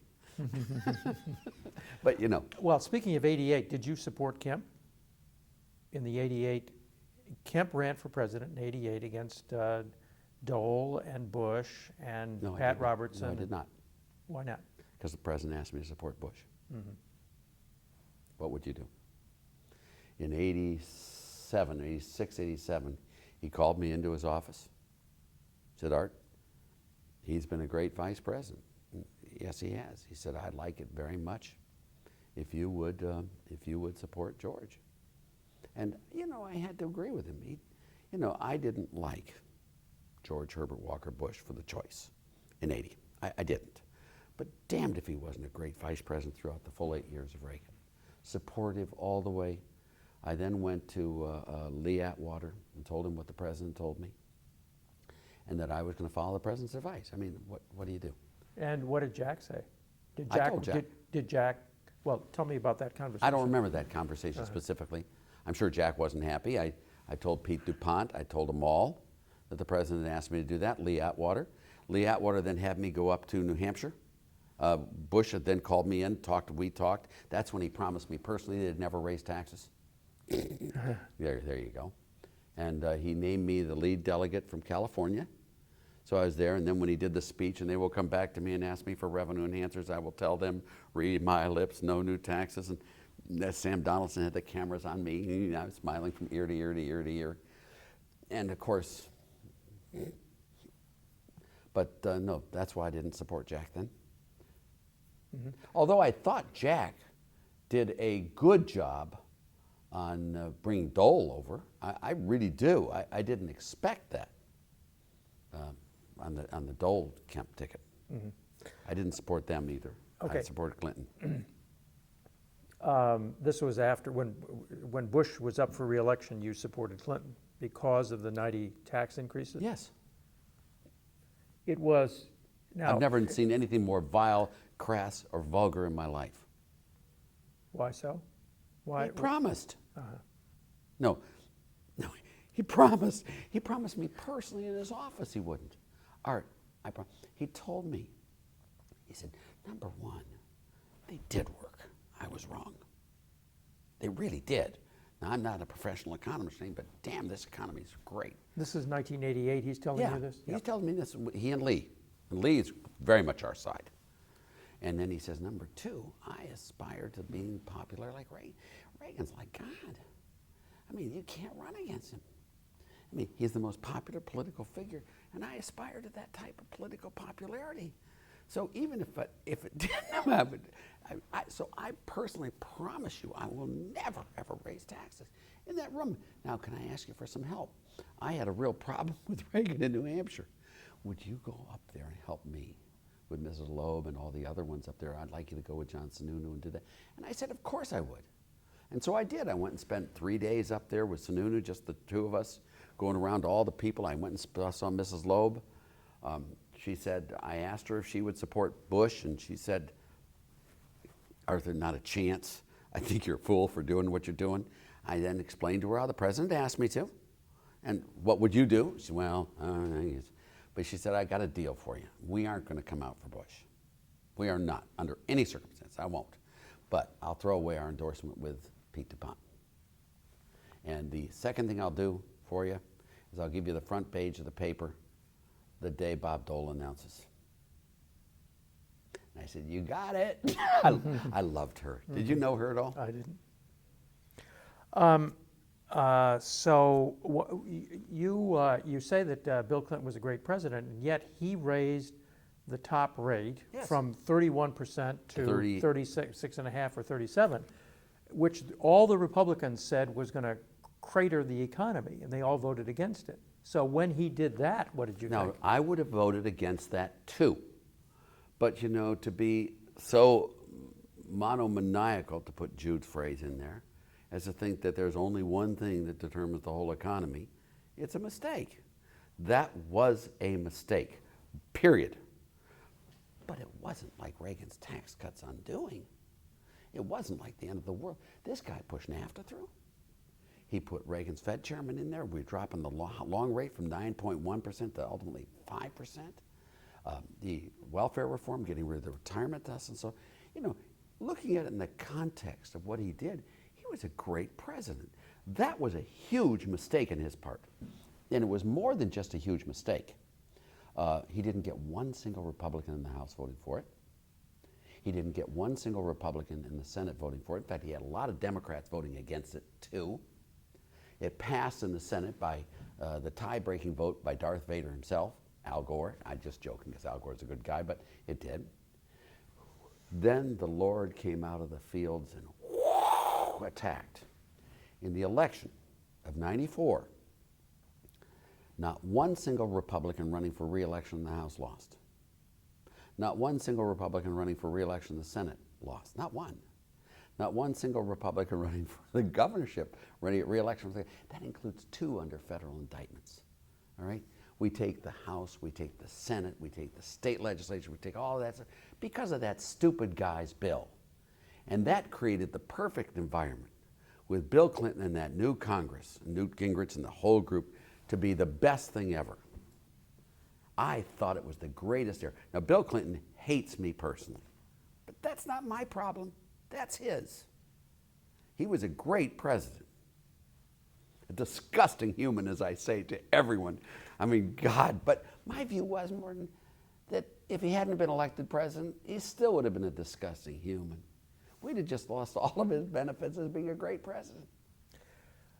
Okay, now, as a matter of intellectual history or economic history, during the 70s, when things were in such terrible shape under Jimmy Carter, the theory was that Keynesianism died. And people said, even Keynesians were saying that Keynesianism had died. It's back. Why did it not die in spite of the fact that, Yeah, that these Reagan... these one-liners are just a killer. Keynesian was never born. You know, have you ever heard of a poor person spending himself into prosperity? It's dumb economics. It really is. The idea that government spending can create jobs, the idea that the government is a single entry accounting system. If you bail someone out of trouble, you're putting someone else into trouble. That's why I was against TARP, all of that stuff. Now, here you talk about Jack. See, this is the problem with Jack. And this was the problem with Reagan, too. You know, there were none of those programs. The housing bill, the agricultural bill, the add-ons, the Larry Summers, $600 per capita one, the Fannie Mae, Freddie Mac, the AIG, the Bear Stearns, TARP, and then they're all wrong. The reason we have such a deep recession, depression, is because of those bills, not in spite of them. And yet Jack and Steve Forbes and the others were very much in favor of TARP. Bob, came back from the campaign trail and I want to vote for it. Yeah, McCain voted for it. It's just, here is where you get the differences between what really is a supply side and what is someone who's learned a lot about it but doesn't really have it in his bones. Do you follow me? Are you a supply sider? Probably not. I'm an agnostic. I will get to that. There's one other area of history that I need to go. What about the time that Jack was HUD secretary? How much contact did you have with him during that period? Okay. It was a very uncomfortable time with Jack. He was having a lot of problems with Wendell Gunn and Mary Bush, and he wanted to put a 1% tax on all pension funds to fund something in housing. And, you know, he was slipping off the ranch and stuff like that. He was, the Jack I loved was the 74, 75, 76, 77 Jack. That was the man who had not become part of the establishment yet. Even the man who was in those Reagan meetings in the 80s was the Jack Kemp I just adored and loved. He got himself fired from that, probably because he talked too much. But that's the Jack. Then by the time he got to HUD, I was unimpressed. I did think he did do a good job with Bob Dole. I thought he brought Bob Dole over. Then Jude went way off the ranch and, just became really weird. How so? I don't know, supporting Aldo Moro with Farrakhan. What? Just weird. He did one, which was just awful, Morton. And this is a guy I love more than life itself. We went up to Camp David when Bush was elected. Invited up there. The Bush and Sununu had 20 of us, 15 of us, 10 of us. H.W. Bush. Yes, H.W. And came back down, and all of a sudden I found these quotes about me, from me, all over the Wall Street Journal. And they weren't my quotes. They weren't things I believed in at all. I called up and thought, what the hell was, the reporter said, well, that's Jude Winiski said that's what you said. I said, Jude, what the hell are you doing that for? You know I didn't say that, nor do I support it. He said, I know, Art, you didn't, but I couldn't get it in the press if I used my name. God. But, it became, this is where the Machiavellian Jude started. He's standing out there with the Jeff Bell posters. Now, I'm a big Jeff Bell supporter. But, Jude started going really off the ranch there. And Jack drifted into a different person as well. Because he became establishment? Maybe just age. I don't know what. I mean, he did propose a 1% tax on all pension funds to fund housing. He supported a lot of the housing stuff that went on there. I don't know what other problems he had there, but, it just all of a sudden became a different... You were not as intimate with him then? Oh, no, I HUD wasn't days? nearly as intimate with Jude or Jack towards the end. My era with Jude and Jack probably didn't end, but my 86 race in the Senate that I had, Jack refused to endorse me. How come? I have no idea. Did you ask him? Of course. And he said? No. Did he support an opponent of yours? No, I don't think so. But he wouldn't support me. Now, Well, what were your disagreements at that point? none. That was a different Jack. Because he was leading up to his own presidential run. Followed him on the trail, going why he should not be president. We'll talk about what goes around comes around. Then he called me over to his house afterwards, after the presidential race where he did not win. And I went and made sure that I didn't think he should be president. And then we came and we had a rapprochement. But that was the first real split with Jack. And it was, he was an usher in my wedding, for Christ's sake. When were you married? 82. So between 82 and 86, you became estranged. No, I didn't think so. We became estranged after he didn't endorse me, that's for sure. And how did he take his not getting elected or not winning the nomination, his defeat I don't think in he was 88? pleased with that, but I was not going to support him come hell or high water. Well, because you were loyal to Reagan and Well, Bush. that too. But you wouldn't have supported him in any event. After what he did in 86? Would you? So this was that was a David Stockman type of one. I thought. Look, it cost him nothing to support me in 86. I wasn't going to win anyway. And everyone would have understood it totally and completely helpful. And he didn't. And there's that is a component of the personality there too. And that's the component that I talk about reflecting in other people's eyes. That he didn't envision himself as being I don't know what it was. But Reagan had that too, a little bit. They were very similar people, and even in their personal loyalties, et cetera. Because if you look at Reagan's view with Deaver and some of the other ones, loyalty was not the long suit. It's very curious. If you think you're going to run for president 2 years hence, that you wouldn't want to have at least an ally in California. Maybe he thought the other candidates would be better allies for him. They weren't. Yep. Okay. I want to ask you some. But then he did call me and apologized totally for it. When? 89, early 89, after the election, after he lost. He called me. I went over to the house. It was a rapprochement, and he apologized totally for everything. And he wanted to become friends again, and we did become friends again. But with that history, it never became the same as it was. Right. Did he ever seem depressed as a result of his defeat?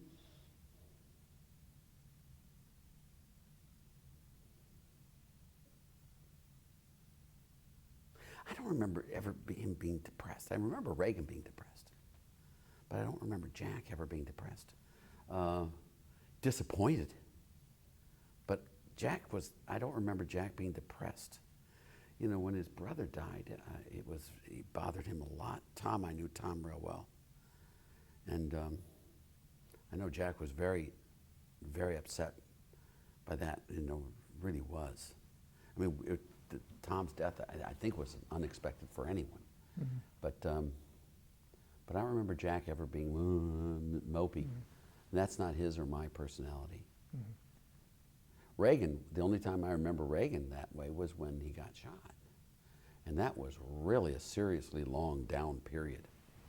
He wasn't the same man, and then it came right back up in mid-82. Right. Okay, now this is by way of, this may not actually be part of the oral history, but this is for getting my head straight, okay? So, I've talked to Bruce Bartlett, who makes what seems to me a fairly persuasive case that supply side was absolutely right for the period when you had very high inflation, very high tax rates, and high unemployment, right? So, and the rate was at that point 70, right? Unearned income, yes. Okay, so, but that it is not necessarily the right policy for a period when you have disinflation, high unemployment, very high deficits. So that there may be a case for you yourself say that there is a timing issue of when government spending is a good idea, when taxing. Let's just do taxes. Okay. Let's just All right. not worry about all that stuff. You know, government spending is taxation. That doesn't mean you don't do it. It means that you look at the cost, and you see what the cost is, and you see what the benefits are. And if the benefits exceed the cost, you do it. If they don't, you don't. But don't pretend that you can take resources from the economy and give them to people based upon some characteristic other than work effort, that they come free. That's stupid. That's bad accounting and bad economics. You know, to think that that happens. Now, are there times when you should raise tax rates? Yes, of course there are. Are there times when you should cut them? Uh-huh. Are there times when you should increase government spending? Yes. Are there times when what you just do is look at the incentive structure. Now, let's take World War II. This is a beautiful example there. What should you do in a war? Well, when you look at the time pattern of production, what you want to do is maximize production during the war so you win, so you don't get killed. All right? So you want to distort the timing of production in favor of production during the wartime, and you're willing to suffer lower later on for that. You with me?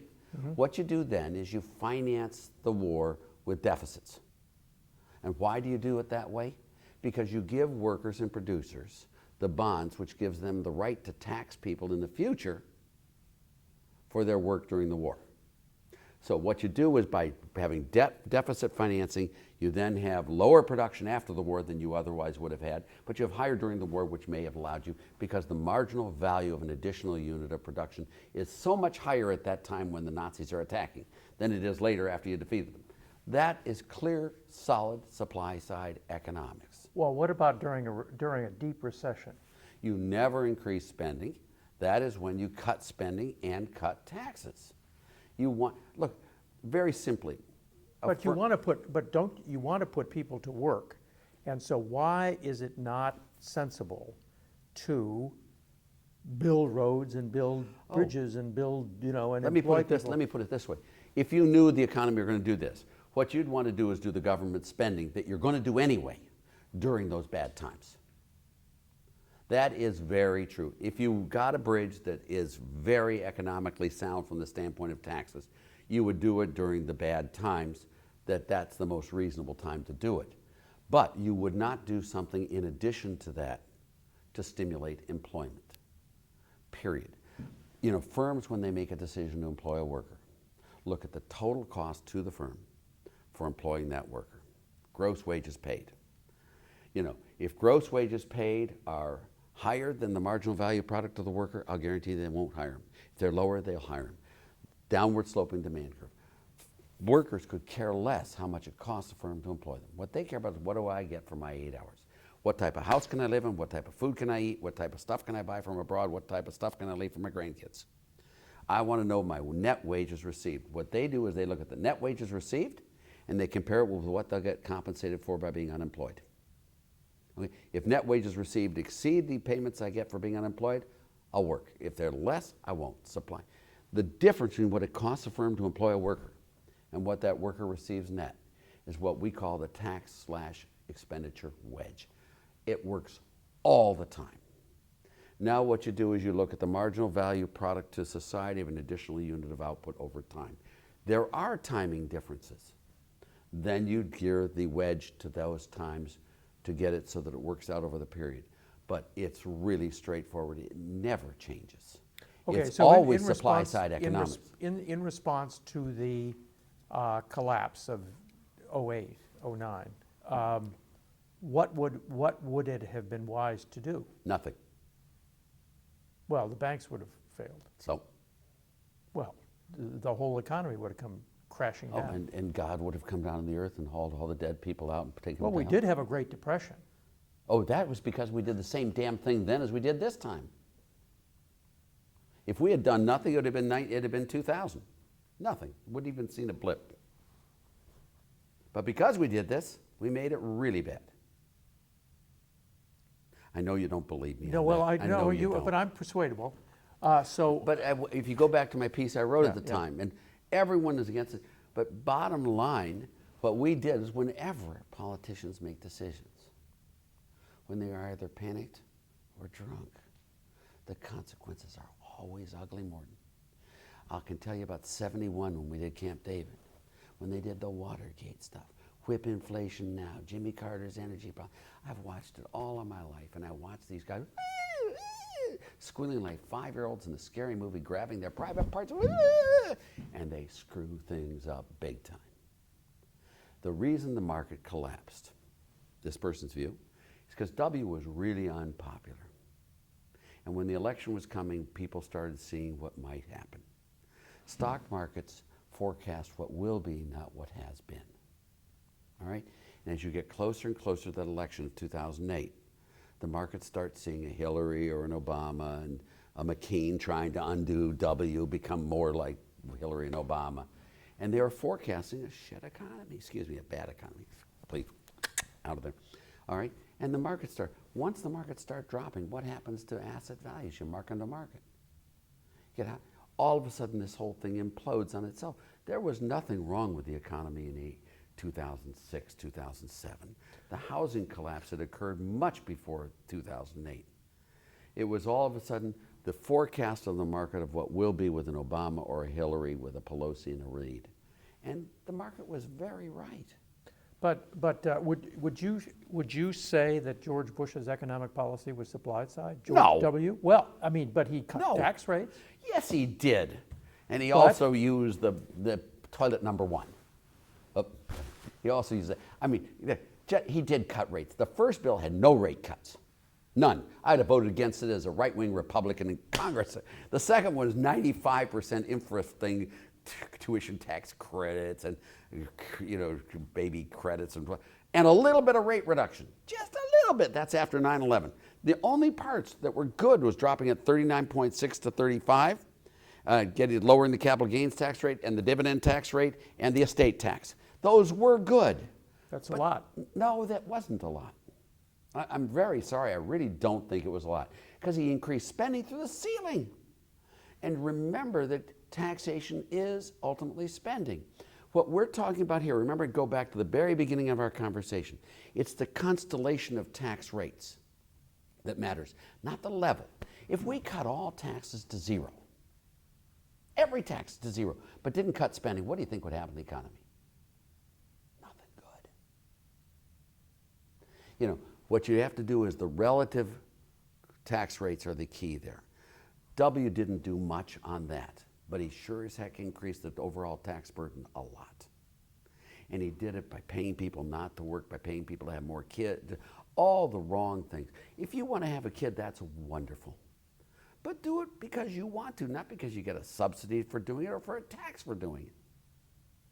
You know, you want to have a low rate, flat tax on everyone. And that's not what W did. And that's not what he did on the spending either. Well, his Or invasion of Iraq. The Democrats or Keynesians would say that, look, George Bush lowered tax rates by a lot, and he had very slow growth. Well, And those are not really totally true, but let's say that you know, bottom line is there are a lot of things besides tax rates that matter. You want to have a low rate, flat tax. You want to have spending restraint. That is the ultimate tax. Remember those three I went through. You want to have spending restraint. You want to have sound money.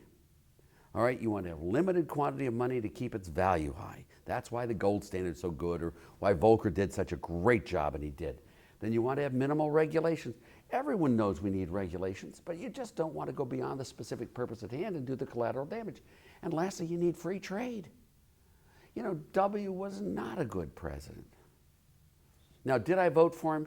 Yes, I did. I did not. I voted for Clinton twice. I had a hard time given, and I like Al Gore a lot personally. I just didn't see Al being pro-growth the first time, and I thought W would be okay. And then the second time, Kerry, I mean, geez, you couldn't have picked a worse one if you had to. There's nothing good that ever has come out of Kerry. So now I'm sitting with, and if the Democrats had put up a decent candidate, I'd have gone for him in a heartbeat. Okay. Does that make any sense to you? Yeah. Now, theoretically, one of the things about the Laffer curve is that except for 0 and 100, there are no numbers in it. So what is the sweet spot here? You know, and when do we get into the prohibitive zone? Let me. The reason why there are no numbers is it can't be used that way. It's a pedagogic device to illustrate a principle. At zero tax, you get 0 to 120%. So if every time you went to the office, instead of getting a check, you got a bill, you would. The tax rates affect output and in consequence affect revenues. First place, while there's no numbers there, there's no time frame there. Revenues over what time period is it? There's no thing there. It's a tax rate total. If you change one rate out of 5, what happens?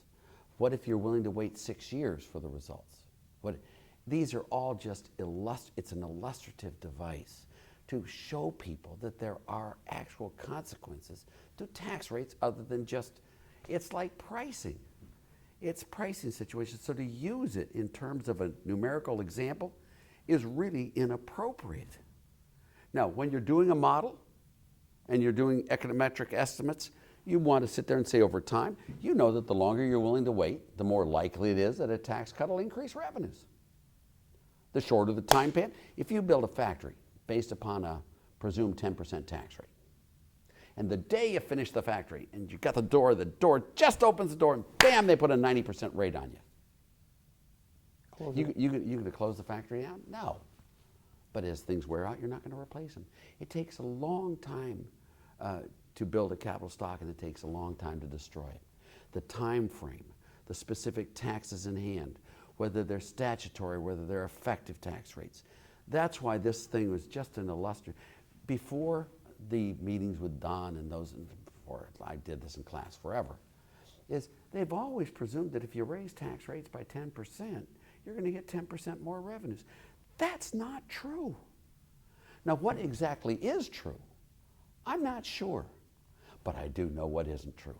Now they've flipped it over on me now, where now you say every tax cut raises revenues. That's not true. All I'm saying is, I started off this game by saying every tax increase is not an increase in revenues. And now So they try you've never said that all tax cuts pay for themselves? Of course not. I understand economics, and if you have a tax rate reduction that is not matched by a spending reduction, it will have a lesser effect than a tax rate reduction matched by a spending reduction. Your classmate Dick Cheney seemed to believe that that all tax cuts pay for themselves. Well, you've got to talk to Dick about that, but I think Dick is a pretty cool politician. And if that's his sin, I think he's a saint total. You look at every Democrat in the world, there's no tax rate increase that doesn't raise revenue. That's why I did the curve. Not to prove that every tax rate reduction causes revenues to increase. All I wanted to say was every tax rate increase doesn't raise revenues. And never by the same percentage, never. And I did all of these things back in the beginning of time when I wasn't on the focal point. I was after their, you see what I'm saying? Mm-hmm. Now they flipped it over and so now I'm sitting there defending tax. I'm not a tax rate reducer. You're not a tax rate reducer. No. There's sometimes you want to raise them, sometimes you want to cut them. I think that when you have an income tax rate of 91%, you may be going a little too high. Am I going way overboard on you? No. The narrower the tax. A capital gains tax, it's such a narrow tax that you want a broad-based tax with a low rate. A narrow tax with a high rate begs for evasion, avoidance, timing changes, all of that stuff. You don't want to do that stuff. So if you were God or dictator or something like that, what would I do? What would you do? Jerry Brown's flat tax, which is what I did. I supported Jerry Brown in the primary in 1992. I wrote his tax plan, the 13% one. That was my baby. And I thought it was great. And he won the primaries. He went from 8th in the race to 2nd in the race. He would have beaten Clinton if it hadn't been for the fact he announced Jesse Jackson as the running mate going into New York. So the top marginal rate would be what? 13%. He eliminated progressive income taxes in America, got rid of all federal taxes. All of them. Payroll tax, employer and employee, Medicare, Medicaid taxes, capital gains tax, estate tax, income tax, corporate tax, all of those, all federal taxes except for sin taxes, which are there not so much to raise revenues, they are to change behavior. And in their stead had 2 flat rate taxes, one on business net sales and one on personal unadjusted gross income. And he made it so it was not statically revenue neutral, he made it so it was statically revenue enhancing. The revenue neutral rate was about 11.8%. He popped it up to 13% with very minimal deductions. But you have no individual deductions. You pay that 13% on the first dollar you earn and on the last dollar you earn. And most of these cases, you wouldn't even have to file a tax return. If the government pays you, if you're... So there is no more progressive income tax? No, it's gone. First serious presidential candidate since 1913 to run against the progressive income tax, Jerry Brown. Now So a plumber or a plumber's helper pays the same tax rate as a tycoon. Yes. And where's the fairness in that? Well, I think if a tycoon makes 100 times as much as you do, he should pay 100 times as much in taxes. He shouldn't pay less in taxes than you. But he shouldn't pay more than 100 times as much as you. So, but a 13% top bottom rate is a tax increase on No, it's really on not. the poor. No, it's not. It's static revenue neutral. It would have been a tax increase with Jerry, but if you did 11.8%, which was the static revenue neutral one, it wouldn't have been. These guys have payroll taxes. You can't believe how regressive a lot of these taxes are in America. It's the income tax that's progressive. But we got rid of all federal taxes, payroll taxes, employer and employee, Medicare, Medicaid taxes, excise taxes, tariffs. All of those were gone. If you look at the actual tax codes, if you raise the highest marginal rate, you collect less revenue from the rich. Everyone knows those numbers who looks at them. And that really is true. Why on earth would you ever want to raise a rate if you're going to collect less revenue? No, what's your logic?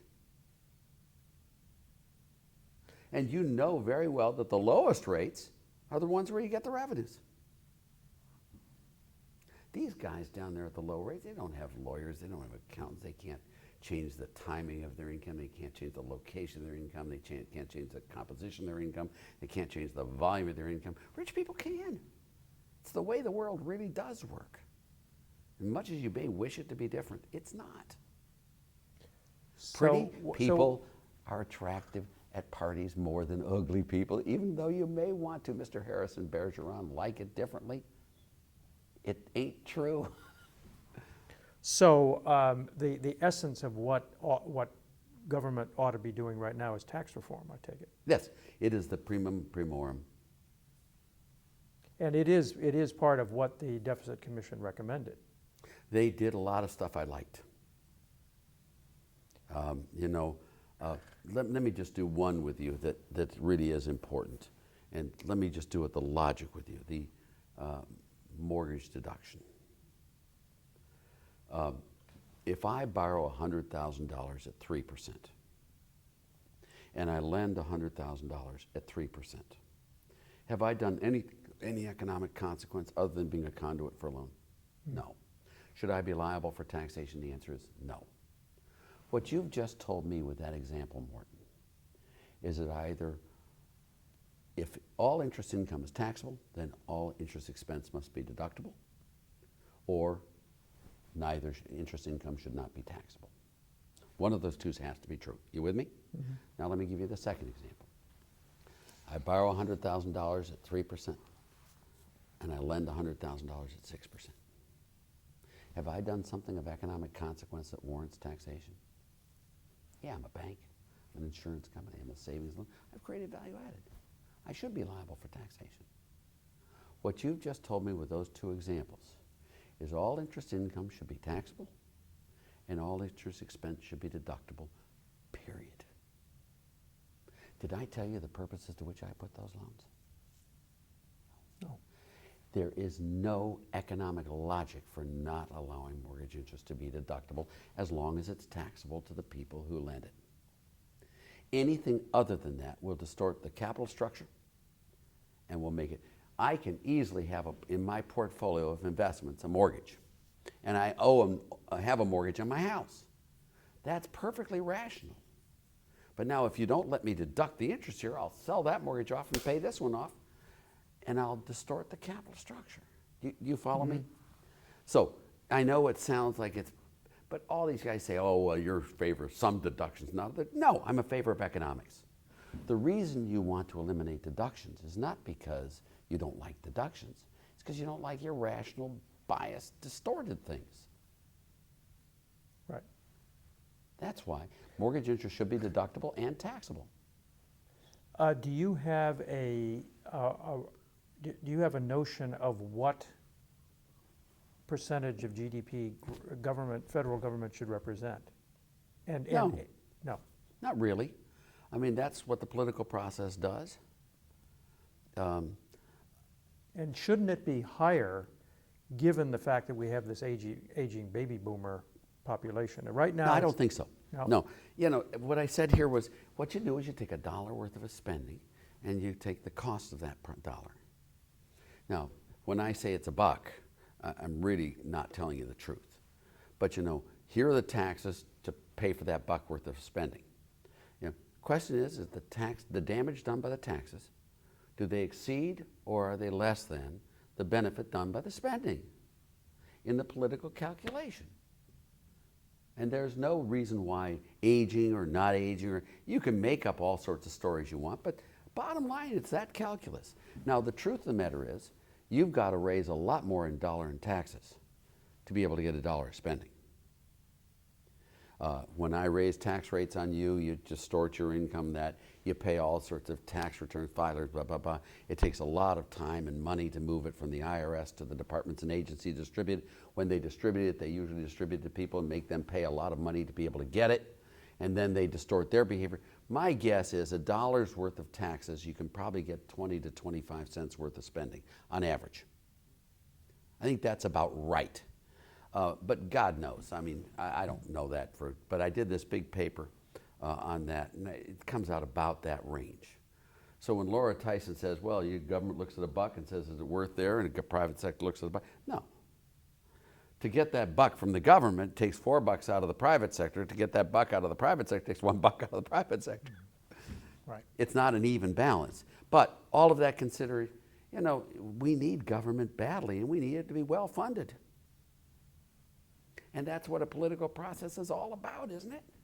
So given the fact that we have this enormous debt burden, what if, again, you're God, what would you do?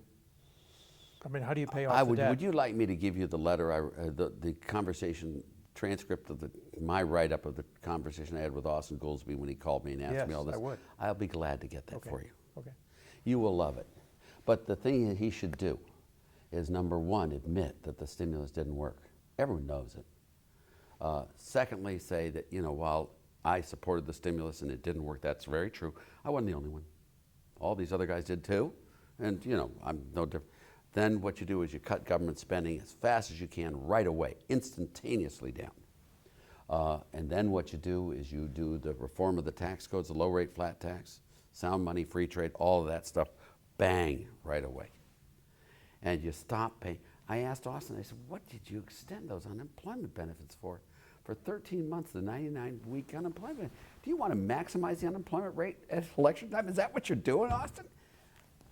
No, my guys tell me it's not that big a deal. I said, well, your guys are wrong on that, but you at least recognize that it causes unemployment to go up.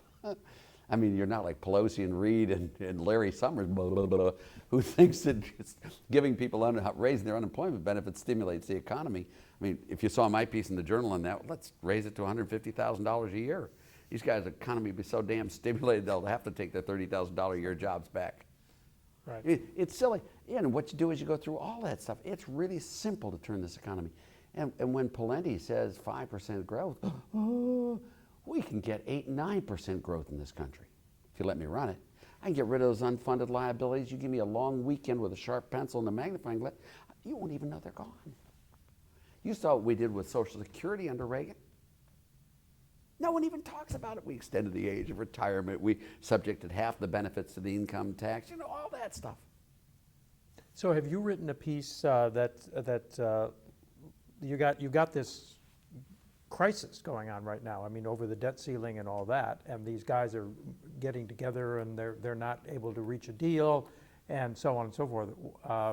Shouldn't there be the Laffer deal? Okay, here's what to do. Yes. Let me tell you what my view is on the deal. The Republicans have to understand that 2010 was the preamble. 2012 is the end game. And what you have to do is make sure you don't do something that's going to be stupid and get you to be the victim. Don't do a Paul Ryan. As much as I love his budget, unless you're in charge, don't do a detailed budget. It's stupid. Because they'll attack you and make you the problem, not the other way around. So my view is that they should never actually close down government because of the debt ceiling. Now you get all you can and make them embarrassed and do all that stuff, make them come back to you, beg you 3, 4 times. The example I used in my piece in the Journal, which was that I'm a kid from Cleveland, Ohio. And every year they had free beer night at Cleveland Stadium where the Indians played. And to make sure that people didn't drink too much beer, they locked all the bathrooms. Trying to control government spending with the debt ceiling is sort of like locking the bathrooms to control people from drinking too much beer. It's not a smart way to do it. But what we have to do is just focus on these people until 2012 comes around. We should pick up seats in the House.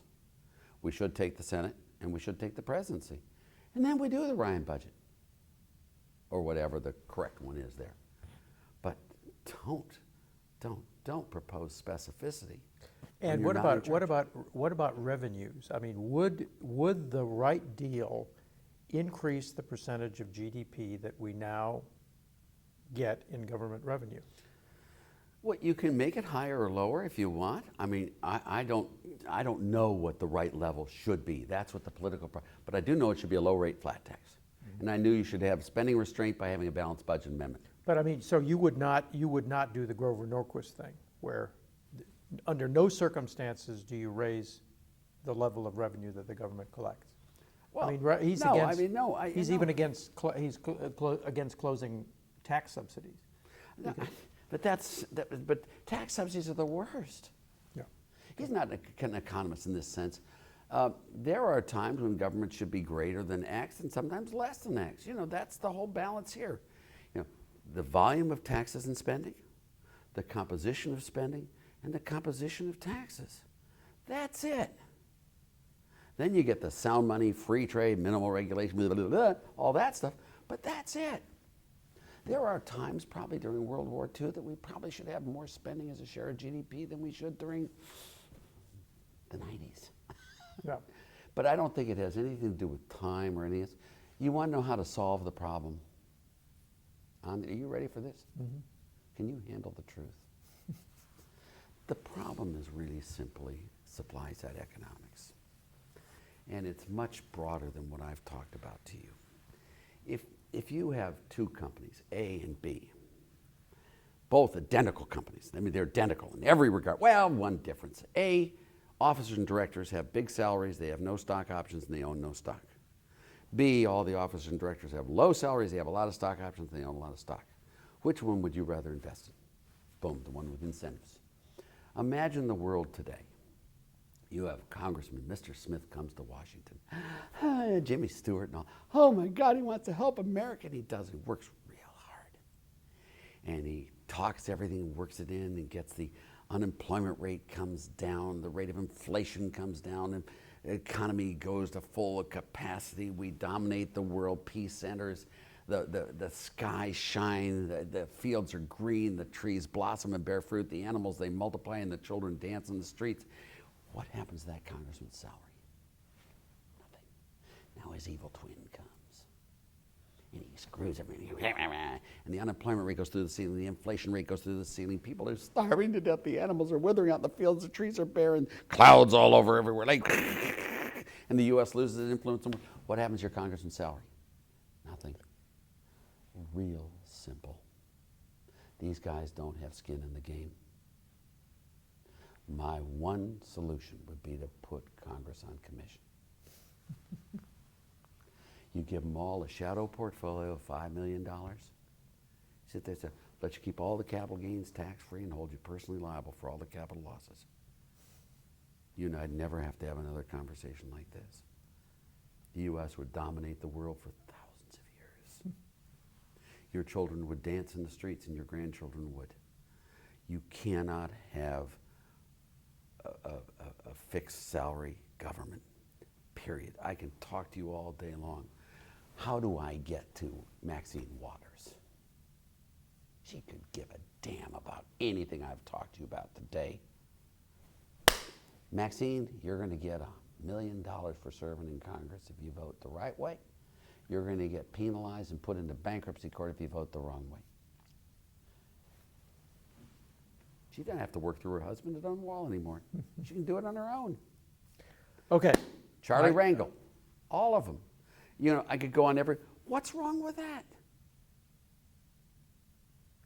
Okay. I think we're done. Have you had fun? I've had fun. I've had a lot Good. of fun. Have you had fun? I have had fun. I like it. Good. Thank you You so will. much. You will. Do you mind if I get a copy of this? Oh no, you'll get a copy Of just this? and you get to you get to since we're Have on we turned this video- off now? Yeah, Martin? turn it off. Yeah, Yep. edit it in, okay? And we're back on. Dr. Laffer, thank you so much for doing this. Thank you much, Morton. It's a pleasure to be with Okay, you now again, shut it sire.